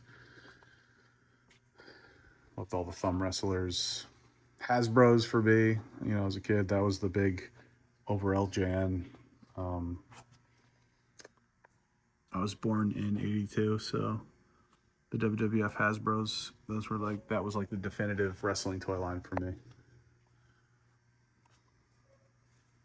as a child. Wow. Wow. Did I say wow? Oh my God. So I wasn't expecting to see these in the cases. I don't even know if they're for sale. I don't see prices on them at a cursory glance. Dave was cool enough to actually show us this whole set during the first walkthrough. He picked from the back. He brought a box to the front of the store as I was walking through, and he was like, you know, come here. You should definitely go check out that video if you guys haven't already. But this stuff was in it. Wow, that charger. I actually, shout out to Toy Box Collectibles. I just posted it on my Instagram. I picked up a really nice complete ring wraith and a really nice near complete charger. The horse is just missing the shield, so if anyone has a shield or a lead on the shield, that would be awesome. I have some of this line loose. I have Gandalf. I got the, like I mentioned, ring wraith and the horse. Gollum, Frodo. So missing Aragorn. I had one, but the nose rub bothered me and he wasn't complete. So I need a complete Aragorn, and I need, I'm not worried about Samwise, but I do need Frodo's horse as well. The horsies are the tough ones. They're like $2,000 if you can find them, and they're not even necessarily complete. I got a really good deal on, you know, for what it's worth. The ring wraith and charger. I got it for well under $2K for both. So happy about that. As happy as you could be for spending a significant amount of money on toys. Worth it to me though, right? All this stuff is, what is it worth to you? Yes, there are markets for all of it, and people shape and also manipulate these markets, but it's all what it's worth to you, right? At the end of the day, it is what it is. You know, I got out of certain collecting because it just wasn't worth it to me. I'm not gonna, you know, complain about shipping and pricing and that sort of stuff. If something prices me out of the market for one reason or another, it just does.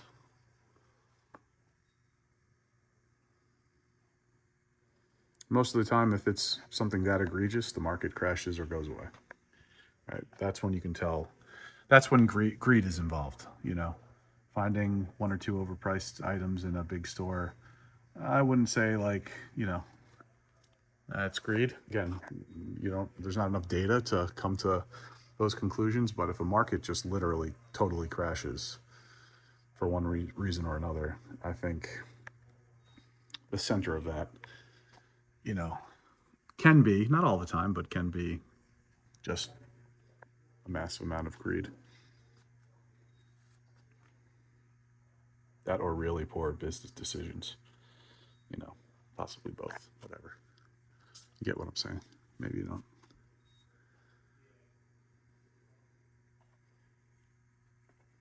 Okie dokie, so we made it to the end of this aisle now. Lots of wooden ducks.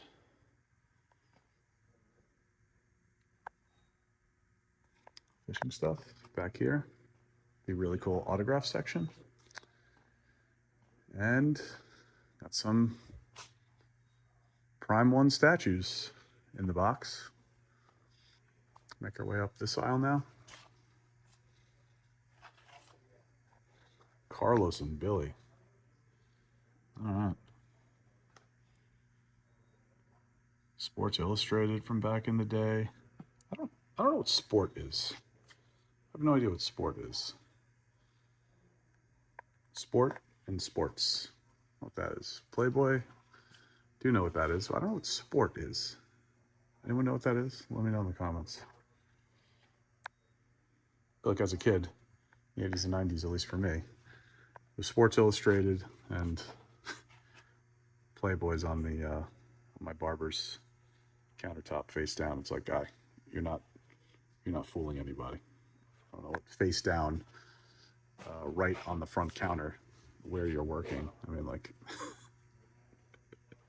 hilarious.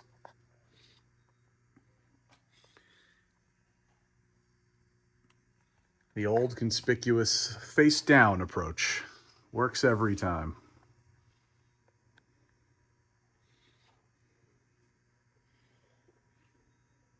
Starting lineups, more sports memorabilia and figures.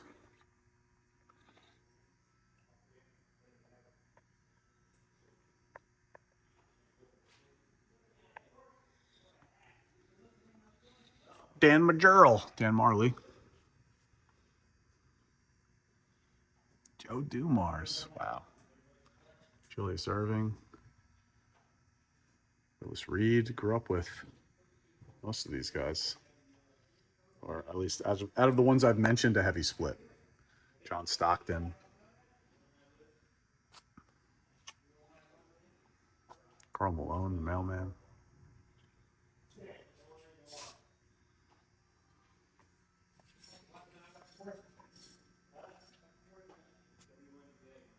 Some Hook carded. That's cool. It's a cool toy line. Donnie Bass. Tried to swing like him. I had like the autograph. It was obviously replica, but the Franklin outfielder's glove that I had, that I used like through most of high school actually, that I had since like childhood, was a signed Franklin Donnie baseball glove.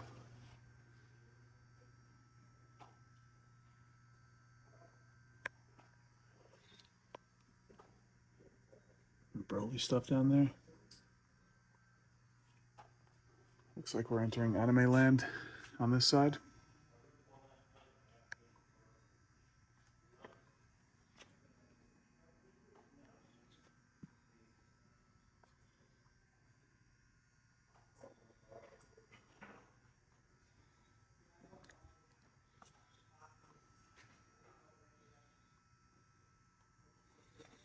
Nightmare Before Christmas down here. Some plates, party favors, streamers, all of that. There's definitely a pretty big pop section, from what I remember. Got some PS2 games here as well. And that's probably coming up very soon. Nintendo Switch. Oh, I just glanced over my shoulder. It's behind me. It's on the other, spoiler alert, on the other side of this aisle. And also, I guess, starting with this next case. Just taking a look over.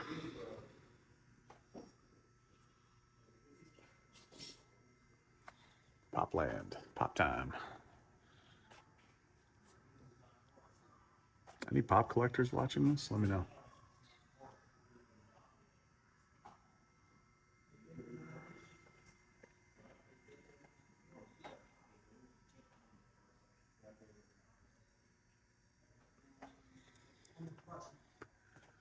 Start up top.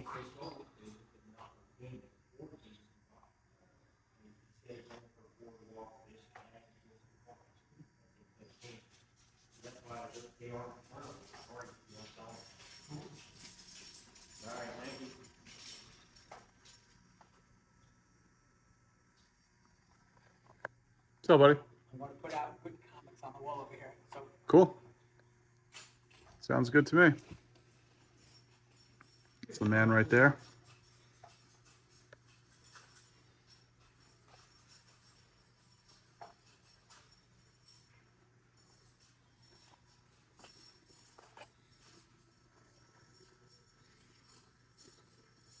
I might get into Demon Slayer.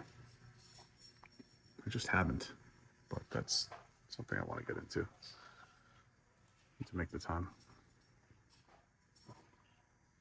It's crazy to see some of these like older animes like getting popular in mangas over the past, over the recent years.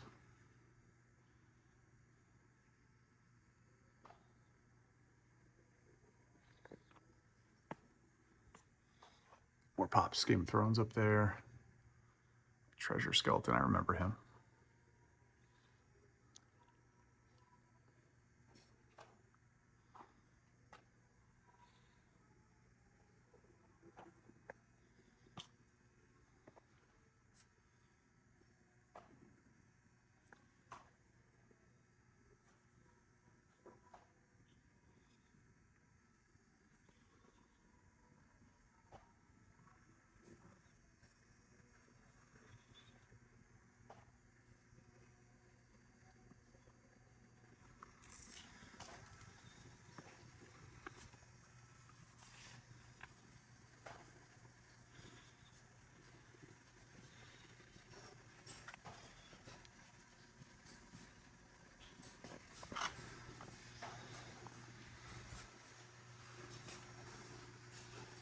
Hey, Dave. Is that a Knickerbocker Lord of the Rings stuff for sale? yeah, Oh, it is? yeah, the Ron Ken Golden. Yeah. Ken Golden wanted me to save it for a show. Yeah, I remember you Buddy saying. who works for him, I'm not like with him anymore. Uh-huh. Oh, okay. Connection in was gone. Interesting. Okay. Oh, wow. Some random cards here. The Barry Bonds for 10 bones.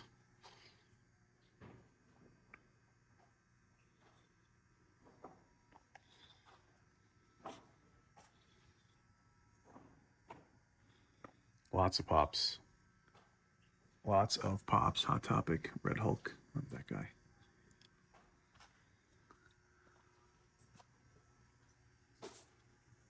Man.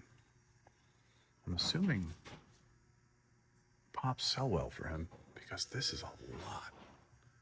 This is a lot of pops. I mean, I remember it being a lot last time. Buy 3, get 1 free. And it's always stacked. I mean, look at this. Crazy. Wow.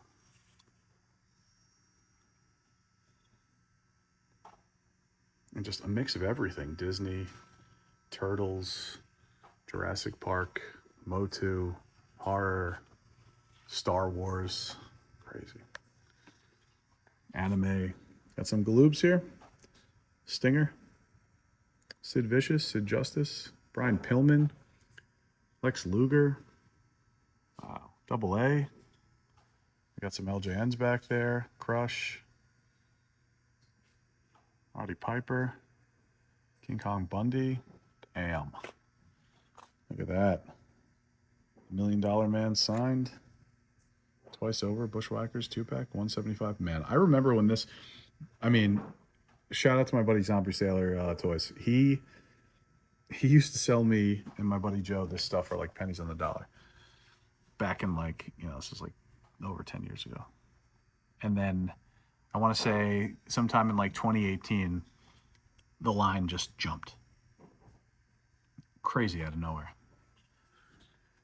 2015 and older would have been the time to really get in on like all the stuff. I had a pretty nice Hasbro's collection. But again, just kind of focusing down. It is what it is. Got some AWA Remcos there. All sorts of loose Hasbros. Really nice selection of that.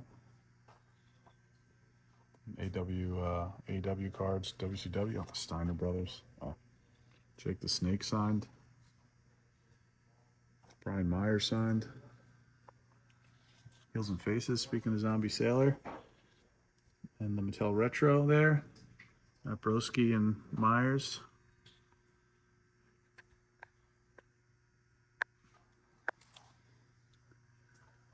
Tonka trucks. Yeah. Another line that I finally walked into a good opportunity on, Steel Monsters. So as a kid, I didn't think anyone really knew or cared about that line until I met my buddy Chad Plouffe years ago. He's got, of course, all of it. But I had the Enforcer and Destroyer as a kid. They were like hand-me-down toys from like our from friends of a family, which is essentially they're basically family, or I consider them family. And I was obsessed with those trucks. And essentially, it was like a Mad Max knockoff line, and they basically took original Tonka trucks and slapped like a Mad Max skin over them. And it was really cool line. I love the figures. The nice thing about the figures too, like tracking them down, once you find them and that's it. There's no accessories, weapons. You don't have to worry about any of that stuff. Playmates, Star Trek stuff here. And they're all really, really cool, I think, at least. So, and very clearly, Mad Max KO. I think Tonka actually was trying to get the license for Mad Max and then couldn't. And someone came up at Tonka with the idea of, to do basically to do what they did, the knockoff line. That's when Steel Monsters was born. That's another cool line. I've mentioned this, I think, at Happy Pappy's. That's a cool line, the Stargate line. There he is. Hercules. The funny thing, wow, 75 on that card? See, like, I don't know about that. Those to me are all like $20 figures on card. But that line, look at the tick real quick. That line's kind of funny. Anyone that watches or watched the show, it had very heavy Christian undertones. Hercules never, he was super humble. He never used weapons. He never really killed anybody.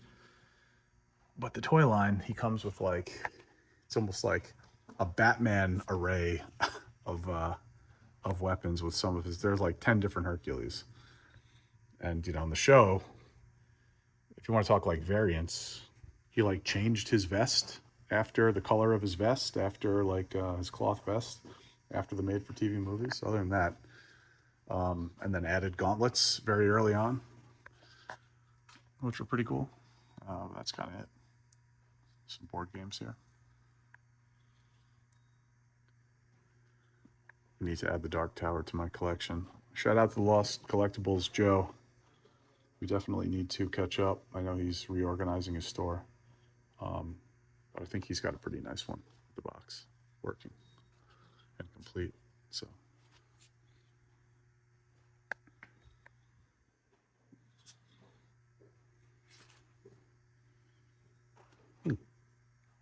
Star Wars Bendums.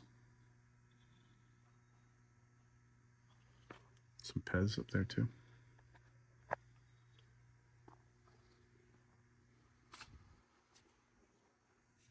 Black Series, modern stuff. You guys see this all the time. Navarro Cantina. Pretty sure I watched someone with like, it was like, this was years ago at Target. Someone with a little kid, I don't know if it was this guy's son or what, but like, I don't know, some shady business with a Navarro Cantina. Okay, I know we already checked this aisle out since Carlos and Billy. How can one forget? We've got the Exorcist here. Into the back room. Shot of the back wall. Like I mentioned, got some what looks like Prime 1 statues here. The big Godzilla versus Kong. It's enormous, as you can see. That's one piece. Crazy.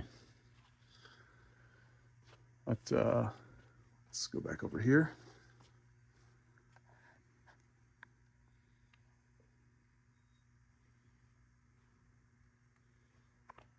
I'll make sure I catch this also. Hashtag every case.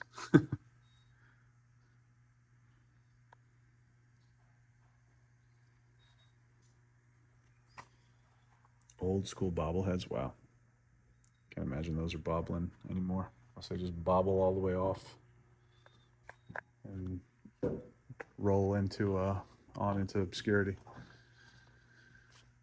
What's left of some Joes here?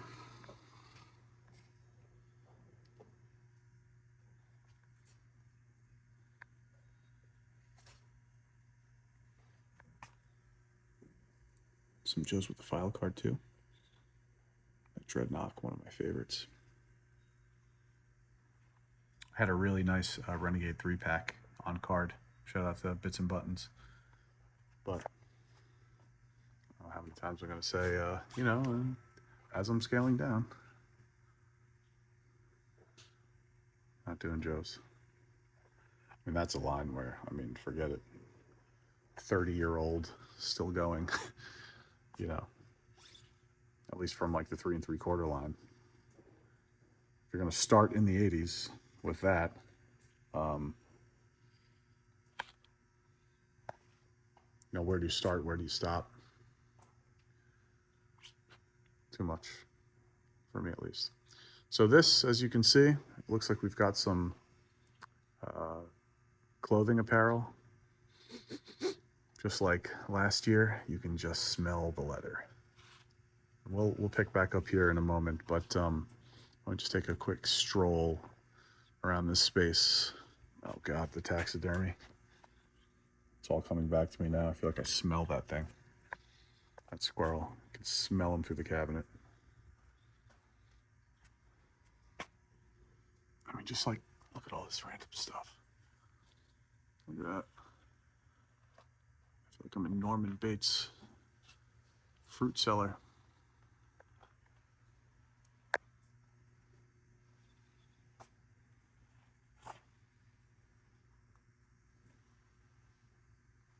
It's pretty cool, though.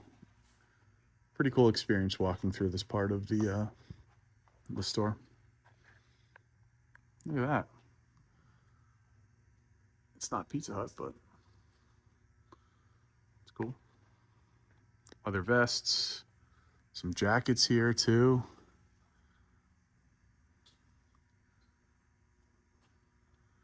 Some real weird stuff over here. Some boots as well.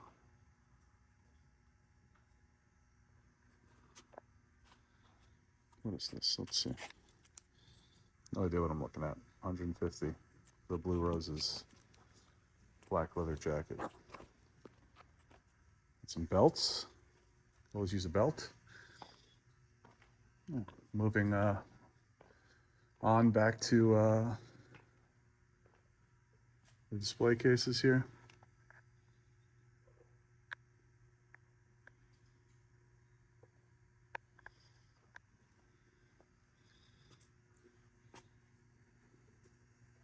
Don't see much by way of toys on this side. So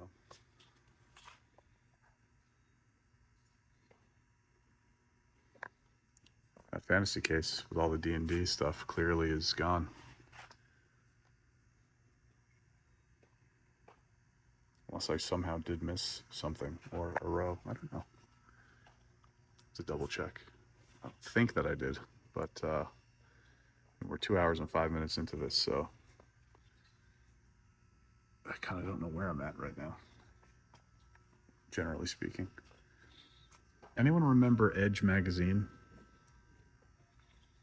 Where you could like literally buy like medieval weapons?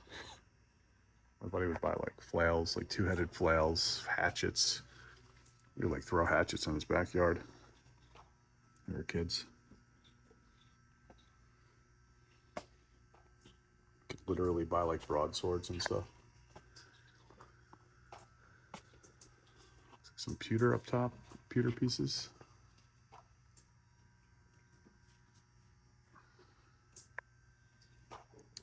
We one time sleeping over that same friend's house, we thought we heard something, like in our friend's dad's study, and we were in the basement. So my buddy grabbed like the flail, my other buddy grabbed his like both his hatchets, and I didn't have anything, and he didn't have any. You know, we ran out of weapons in the armory. So when we got upstairs, I had to grab a friggin' fire poker. We were walking around my friend's house trying to find an intruder. It was best times as a kid, you know. Imagination runs wild with you. Kiss display here.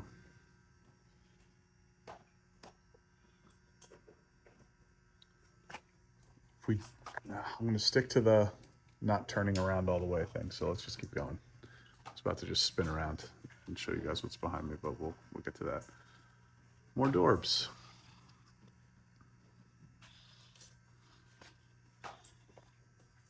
$2.50 on the soups carded. The Fam Club offer, that's cool. Let's see. This case looks like it's going to be filled a bit. Some vintage Dragon Ball stuff. It's pretty neat. Oh, it's really cool.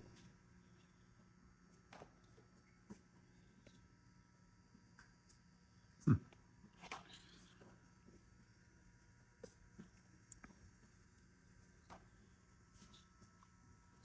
Tycho Double Dragon on card down here. The Lee brothers actually have those on card along with Shadow Master and both vehicles. Still up for debate if I keep them. I've had them for so long. Zombie shipped them to me way back in the day with the original Tycho shipper too, which is cool. That I still have. More pops. Lots and lots of pops. Freddy Funko here. 2021 limited edition. I'm not sure how limited that is. $50. The original Freddy Funkos, man, forget it. Lots and lots of pops.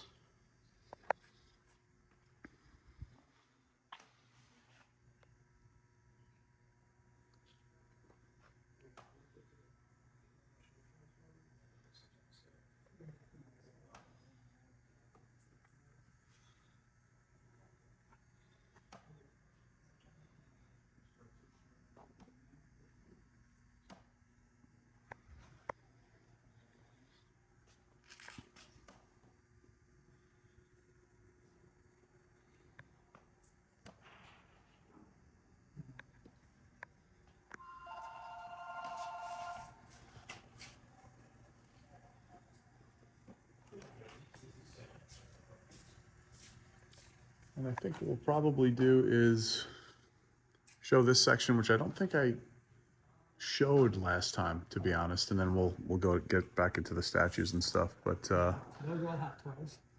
yeah, you got the Kiss. 6 scale up there, yeah. And then this is all new comic inventory. That's our greatest stuff that came in. Let's check that out. Ah, right off the bat here, 7.0 181. Wow, 7.0 ASM 300. A low grade ASM 129. So you got the first appearance Punisher. Wow. I mean, technically,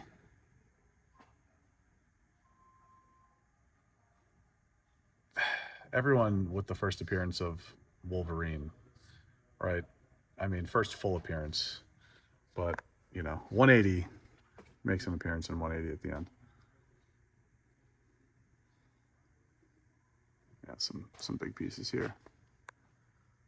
Another ASM 300. This was another big one too for a while. Not sure if it still is. 9.6 New Mutants. 98. Need that in a 9.8 though. Some nice first appearance pieces here. ASM 361.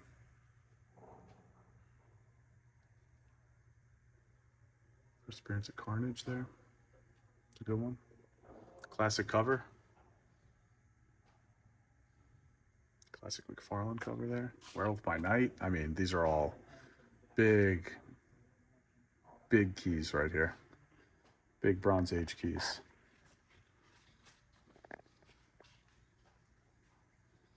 One of my favorite. I have actually have a commission done with my X-Men around this X Factor 6. My X-Men around Apocalypse, doing his force push there. Great book, great cover. Those are some big keys right there. I'm gonna take another step back. Some big Bronze Age keys that we just looked at. I don't know if there are many comic collectors here, but those are some real big ones, 181 especially. Kind of nice to see the 180 next to it. But nice selection. As we look over, you got more pops up top. Got the training center, box, Fright Zone with the box, Navarone giant playset, the box, more pops over here.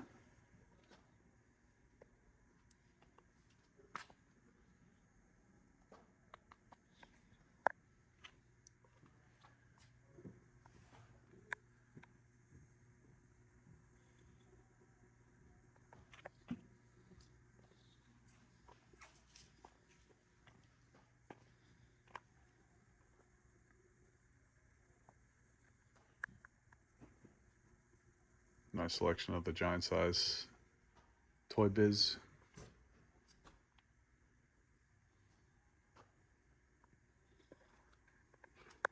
More clothes.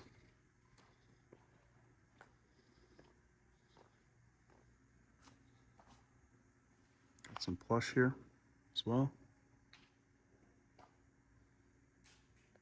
Part of me feels like, we'll take a look at this in a moment, but just looking over, oh yeah, we did, never mind. I think I'm actually losing my mind. We definitely went down this aisle. And came back up this way, did we? I'll have to double check that. We'll verify that in a moment, but let's take a look here. Take a step back. Got some statues here. We'll go around, but this always catches my eye. Thanos on throne, arguably, I don't know, Sideshow. I mean, it's definitely one of Sideshow's best pieces. It's probably, it might be my favorite Sideshow piece of all time. This is the exclusive. It's got the exclusive head, the portrait, the grinning portrait. Man, I remember when this went up for pre-order, it was, how much was this at the time? It was like, I think a little under 1,000 or $1,000 shipped or something like that. Sold out right away. Very cool. It's considered a maquette.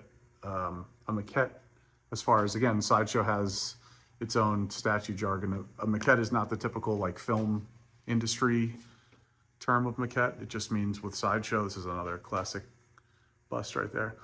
Maquette just means elaborate, intricate detail.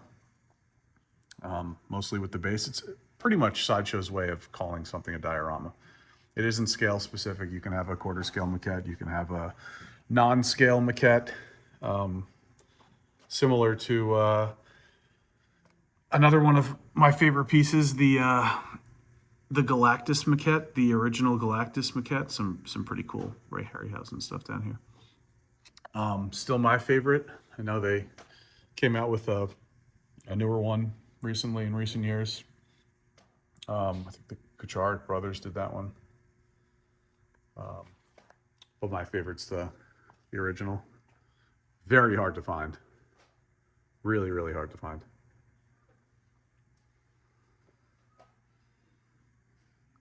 Yeah, for a while I loved my statues, man. Quarter scale, moved into third scale stuff, mostly Prime 1. I just, the licenses, you know, unless you're like going to be a Batman collector or going to be like an MCU collector, you know, by way of fantasy and like weird licenses that I like that you didn't really see much of. Like there was a Doom Eternal that was made, which is a really cool piece, third scale. But from Prime 1, it would be really cool to get an original Doom guy. This is one of the more recent Prime 1, Sideshow premium format Venoms. Martin Canale, I believe, did that one. Premium format Boba Fett. Yeah, Martin Canale, the Gore Brothers group. Daniel Bell and Martin Canale. You'll see a lot when it comes to Sideshow. That's one of it's an OG Sideshow Marvel piece. That's when Sideshow was at its absolute finest during that time. All of those premium formats, the Thing one, all of the green, red, and gray Hulks, the Galactus maquette, as I mentioned, that was all from that same time period. And then for a while, up until recently, Sideshow was kind of down in the dumps. You got XM really doing their thing, Prime 1, as mentioned. You've got some of these other statue companies now that are in the mix, that are doing like super high-end, super detailed, silicone busts and stuff that's just like starting at $5,000 before shipping. Crazy stuff. You see a lot more half-scale things, stuff that I think most collectors would probably say, this is a good piece, most collectors would say don't really scale into a typical collector's, bedroom or collection room. It's more of like for a museum. You have to get something, very custom setups for all of it.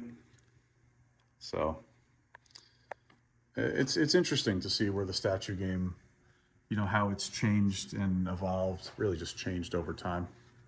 Let's check out this Vampirella real quick. It's a good one.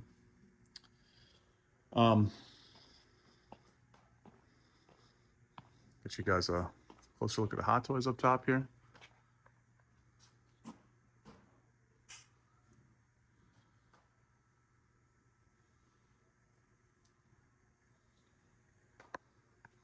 Another pop stand.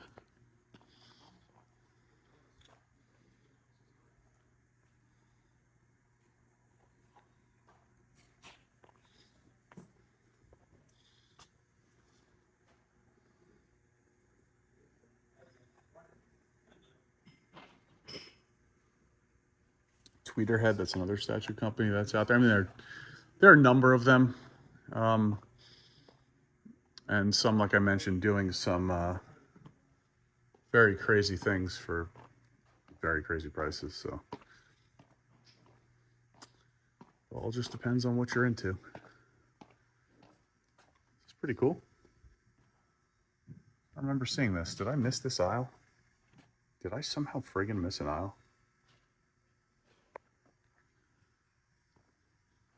No. Saw those. I might have missed this side though. Let's see.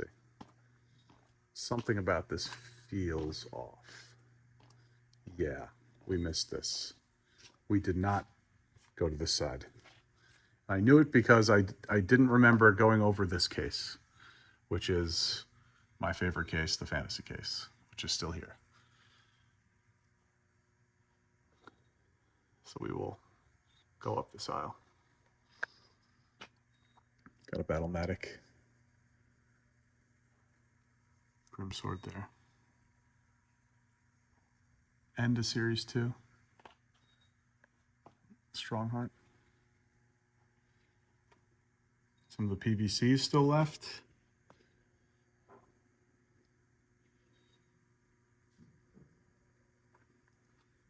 Starcom. The Cosmo Steed, that thing has been here the whole time. It's a pretty cool piece. My Little Pony, definitely new, made its way in here. I had picked up some of the Sectars that were, I think all of them actually, at the time. I still need Dargon's Flyer. Wow, Dargon's Flyer, excuse me, with some Black Star here too, and Visionaries. Dargon's Flyer with the wings intact. Starcom is really so cool. we got on those? Can't really see the 75. I can't see the price on the laser rat, but yeah. Anyway, very cool case. That is where we picked up a bunch of awesome D&D last year.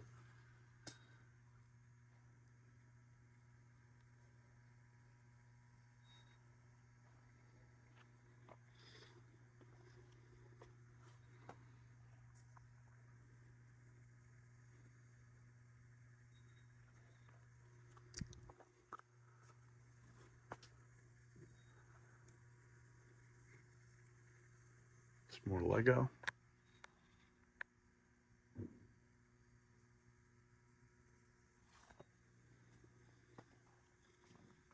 Some more classic superstars. Some modern wrestling.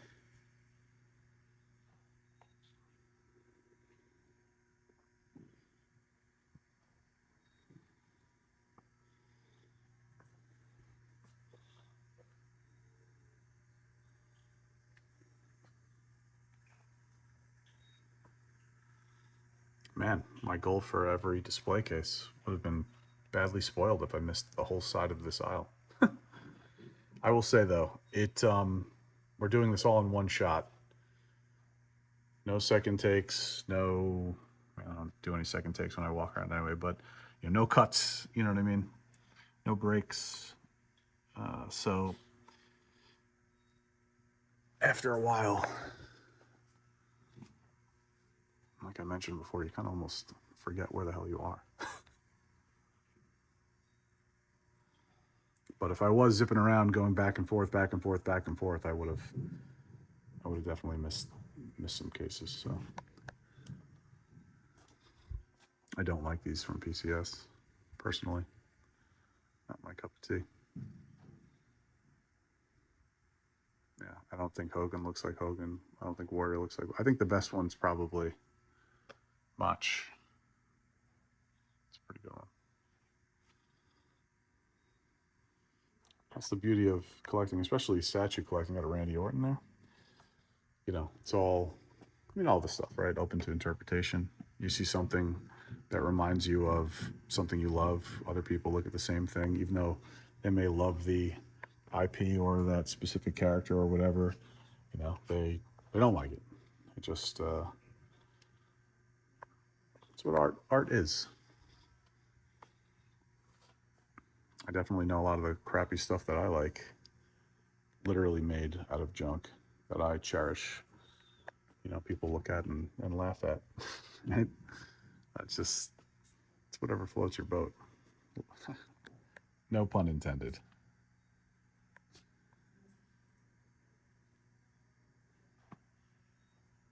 Trains here.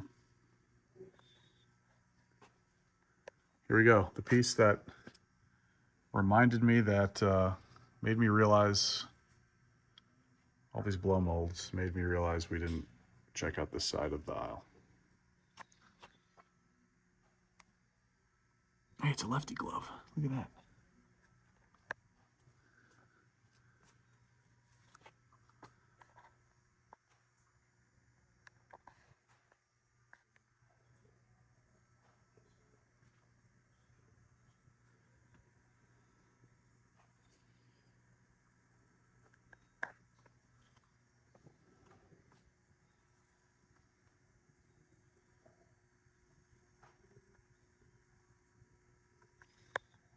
Just glad I didn't miss the Transformers case this time. Definitely received plenty of feedback for that, so I think we covered it all.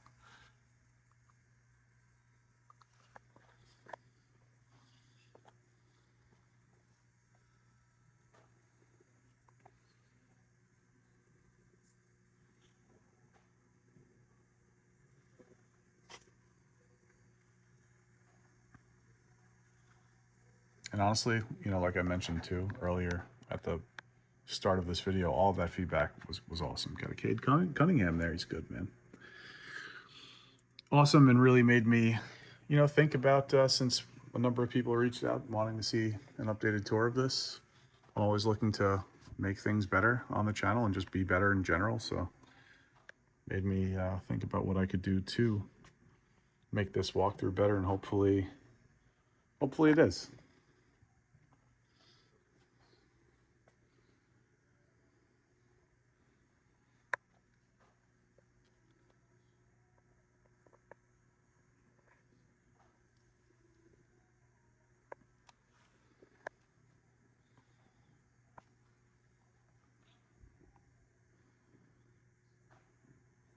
Disney stuff.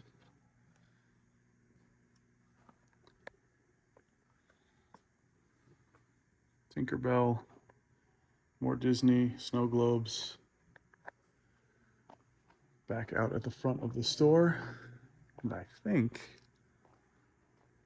now we are done with this walkthrough. So where are we going, Dave?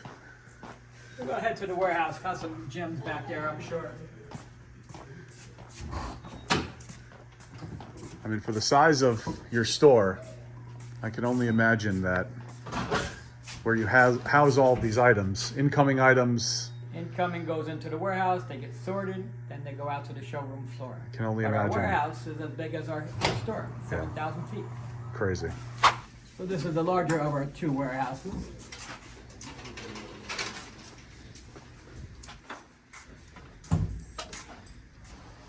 Wow. And this is 5,400 square feet. We just did a clean out of a house in West Orange, and this is the majority of that house. Wow. A lot of die casts, a lot of dinosaurs that you see, ceramic dinosaurs. That maybe you put in your garden at home. But have fun walking through. My goodness. This is all from that house? This is all from that house. Was it like a hoarder house or something? Unfortunately, the gentleman passed away in his hoarder house because he couldn't get out. Oh my goodness. So Wow. always keep a clean path out of your house, no matter what. Wow. That's very sad.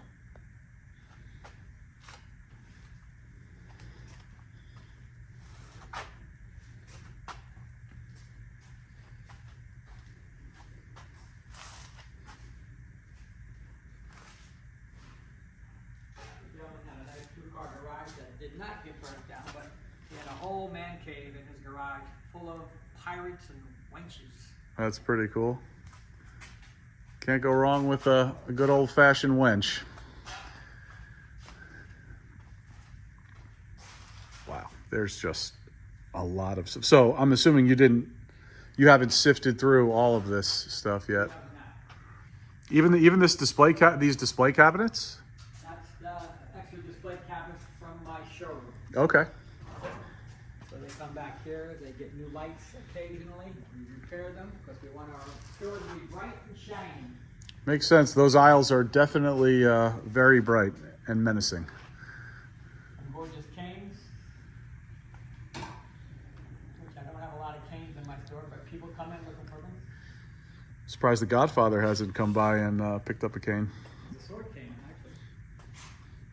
There's a sword in there? Oh. You never know what you're going to find when you go into a house. Tell me about it. Wow. Yeah, I mean, that must be a pretty exciting, I mean, not under those circumstances where someone passes away because of it, but just generally speaking, it must be a pretty exciting That's the excitement of this business. I mean, sort of if scenario, we buy yeah. it cheap enough, we sell it cheap enough. Right. If we can't buy it cheap enough, sometimes we'll pass on the lot. Yeah. Right? If you can't buy it from me and I can't make $1, then it's not worth buying. Kind of how it goes. Well, you show up in the Rocky hat, I'm sure you'll get what you want, right? There you go. No more Barn and Bailey. That is awesome. I actually noticed that from across the way there. I have a priceless piece here. I picked this up about 8 months before Hugh Hefner died, but this is the second Playboy. That's Betty Page, Yes, it is. and it's signed by Betty Page and Hugh Hefner. Really? Where's it signed? Oh, at the bottom there. Wow. So it was Wow. probably worth $1,000 before he passed. Now it's probably worth $3,000. Right. Crazy. We did a clean out of a house in Dumont, New Jersey, and he was a model collector. So we bought probably 300 military models. Oh. And there's a box of lighthouses. Collector plates, which everyone thinks are collectible, they're not collectible. Something very interesting, we did a clean out. And these tapes all on top, if you could see, they're all live video, audio of Southside Johnny and the Asbury Jukes from live concerts. Wow. So we contacted Southside Johnny, who's Johnny Lyons, his real name. Yeah. He came in, he looked at them. His manager, who lives in Pompton Lakes, New Jersey, came with him. And now they're thinking, what can they do with them? I got them in a clean out. I don't need anything out of them. I'd rather them go to somebody who would appreciate them. Yeah, of course. Interesting. That's pretty interesting. Yeah, you never know what you're going to come across in this business. Now this is the first warehouse, staging warehouse. We're going to go to the second warehouse, where it goes from here to there, and then to the showroom. Entering the second warehouse room here. We bought, I think, 129 long boxes of comics. So we're sorting through those. Some of the gems that were in the collection, that was the reason why we're buying the collection, are up front on display already. Did you pick them out of these long boxes and then send them off to CGC?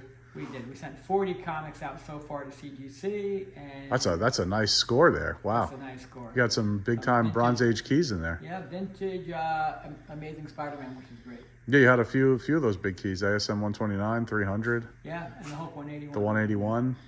No 180? You couldn't find the 180? No, I need the 181. The real first appearance of Wolverine? The cameo. Yeah, I mean, Marvel really wanted the first appearance to be 181, I guess. So, First time you see him. yeah. And these are all statues that came in. Some old sideshow pieces there. Old sideshow. That Comiquette, I remember the Rusty Comiquette. Metal. Came in three different colors: the gray, the green, and the red. Yes. They did, Where it looks like he's Star- slipping on a banana peel. Yeah. So it's all. Oh yeah, I see the sideshow boxes all down there. The shippers. So you've got statues and comics, which I think makes sense to go together. All Marvel stuff. That side. And then Playboys from the 60s forward back there. okay. A lot of people will come in, even though they're not collectors. They might say, I need something for my grandfather who was born in 1962. Yeah. It's always a good idea. We get him a Playboy from the month he was born. Uh-huh. And they think it's very, very, like something they would never expect to get, you know? Yeah. How thoughtful. I guess is one way to describe that. Nutley, we bought 100 motorcycles from a woman who unfortunately her husband passed. But he was a true collector where he needed every color of the motorcycle made, which is what most collectors do. Got a Broski fist pump foam thing there. And then we also put our We got holiday. look at this. Savage Land. These are always nice to see. This actually looks like it's in pretty good shape too. Yeah. These are always some of my favorite from Toy Biz. We have some Toy Biz Marvel in here as well, it looks like. Toy Biz. Those are storm packs. And these are Blow molds over here. Power of the Force. Just a really big mix of lots of stuff. Spawn, superhero, Marvel heavy hitters they were called back in the 80s. These are clearly all Oh, labeled there's and organized. Someone was looking for my Phil Sims today and I didn't know where he was. There he is. I couldn't find him, unfortunately. This is all Christmas related. You'll have large plush. You'll have the blow molds from back in the day, which they really don't do too much anymore. Yeah. Those are cool pieces. I mean, you see the blow mold stuff more and more in collectors' rooms now Yeah. than almost than out in their lawns, you know. So that's So that whole corner is more come out for Christmas, from ornaments to seasonal. lighting. Yeah.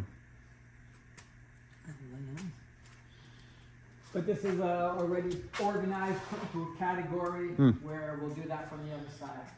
Now, when you were up front, you saw a lot of these. This is this whole collection of the lead figures. They were in one of the cases up front. Yeah. So when these come out and they're brand new, they come with the comic. Tells you all about the character, how they're related to the Marvel universe or the DC universe. These are cool. And they always tell you what magazine's coming out next. Lead paint probably got yanked Lead off the paint. shelves for that reason. Well, these are made in England. Oh, are they? Even here. Oh, okay. They're called Eagle Moss. Oh, cool. But you Did see, not we know have box of them, box. Oh, wow. It's all the lead figures? They're all lead figures. Wow. Wow. How'd you get your hands on these? This was in an attic in Union, New Jersey.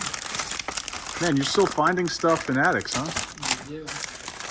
Now, how often does that happen these days compared to, 10, 20 years ago in your experiences? We picked this lot up probably in 2019, Okay. 2020. So since then, have I you? have some on display up front, so I don't bring these out again, Yeah. But since then, you'd be surprised how many people call you. This, unfortunately, was a man who could not get to his attic anymore, so I had to go up to his third floor through the stairs. This is another bring hoarder down box by situation? box and show it to him. Wow. Yeah, he just couldn't walk much anymore. Oh, he's just, I see. Yeah, an older I see. gentleman. I see. I see. But he was, his name was Fred Bomer. He traveled the world, and every place he traveled, he picked up something, and then he wrote letters to the manufacturer or the president of the company, and they would send him a nice letter and some gift just for visiting their site. Oh, interesting. Meet a lot of interesting people in this business, huh? Yes, you do. You meet some celebrities, obviously. We have signings in the store also, Right. occasionally. Right. Wrestlers or baseball or football. Right. Hess trucks, everyone has Hess trucks in the attic. So unfortunately, anything from 1980 to 2013 don't have much value. Yeah. It's Hess sold the gas company and kept the toy company because it makes them so much money. That's something I was mentioning as I was walking through. When I was growing up in the 80s and 90s, Hess trucks at the time, they were big. And, those are things like your parents would even, if your parents wanted to buy you a toy without you making the choice of buying one, it would be like a Hess truck. And it was like, people thought those were going to be like, your 401ks. But everybody bought two to put one away. That's right. And play with one. That's right. And so the stuff I feel like from when I was a kid is worthless. But then, you get into the 60s and the 70s. It seems like that stuff has held some value or gained some value, I should say, since then. I don't know what the market's like, but, based on prices I've seen in this store and even in some other ones, anything, that predates my existence on Earth seems like it has some value. But past that. About a month ago, we bought in a Hess lot, but it had the ship. If you saw that in one of the cases up front, and it had the first Hess truck ever made. It's up front now. Oh, wow. I've never had in my collection ever, Oh, never wow. seen one. Cool. Yeah, so we have, you never know what's going to come in. Yeah, absolutely. Very cool. I mean, this is the second of both really big rooms that house all the amazing wares here at Hidden Treasures. Thank you, Dave, for letting us walk through here. This Pleasure. has been We excellent. appreciate you coming in the videotaping, and Of course. if we could find something for you to take home with you, we'd be glad to give it to you. Thank you. Thank you. So before we head out here, Dave and I were just talking about these lamps over in the corner, which are pretty neat looking. So how did you find your way into these? I had a collector who was a vendor in my store for a little while. Still is, matter of fact, but he concentrates on jewelry, gold and silver. So he bought these in. He found them at a house in, I think it was Fort Lee, New Jersey. So he bought them in and donated them to my store. But you could always tell the age by the plugs that go into the units. So this has not been tampered with, so you know it's original. And you said that you can actually turn different parts of the light on. You can, so you can do just the top, just the bottom, Cool. or the whole system. Interesting. Absolutely gorgeous. That is a really neat piece. That is very cool. So we haven't researched the time frame of it yet, but I'm guessing it's going back to the 50s, maybe even 40s. That's incredible. And it's pretty elaborate, so back in the day, you had to have a pretty penny to even buy it. Yeah. So who knows where it originally came from. Yeah. It almost looks like a giant hookah Yeah. You can turn it sort of into style. mine. Like get some coals on the top of that, flip the top, you know, upside down, right side up, and throw some coals and some You can have, some one stuff people- in there. You can have 8 people over. Yeah, that's right. That's right.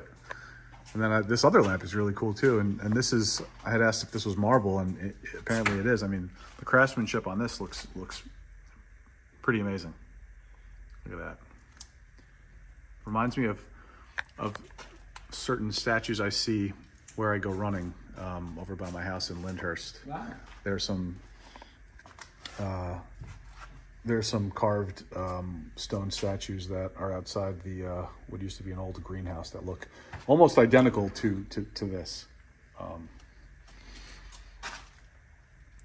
Look at that.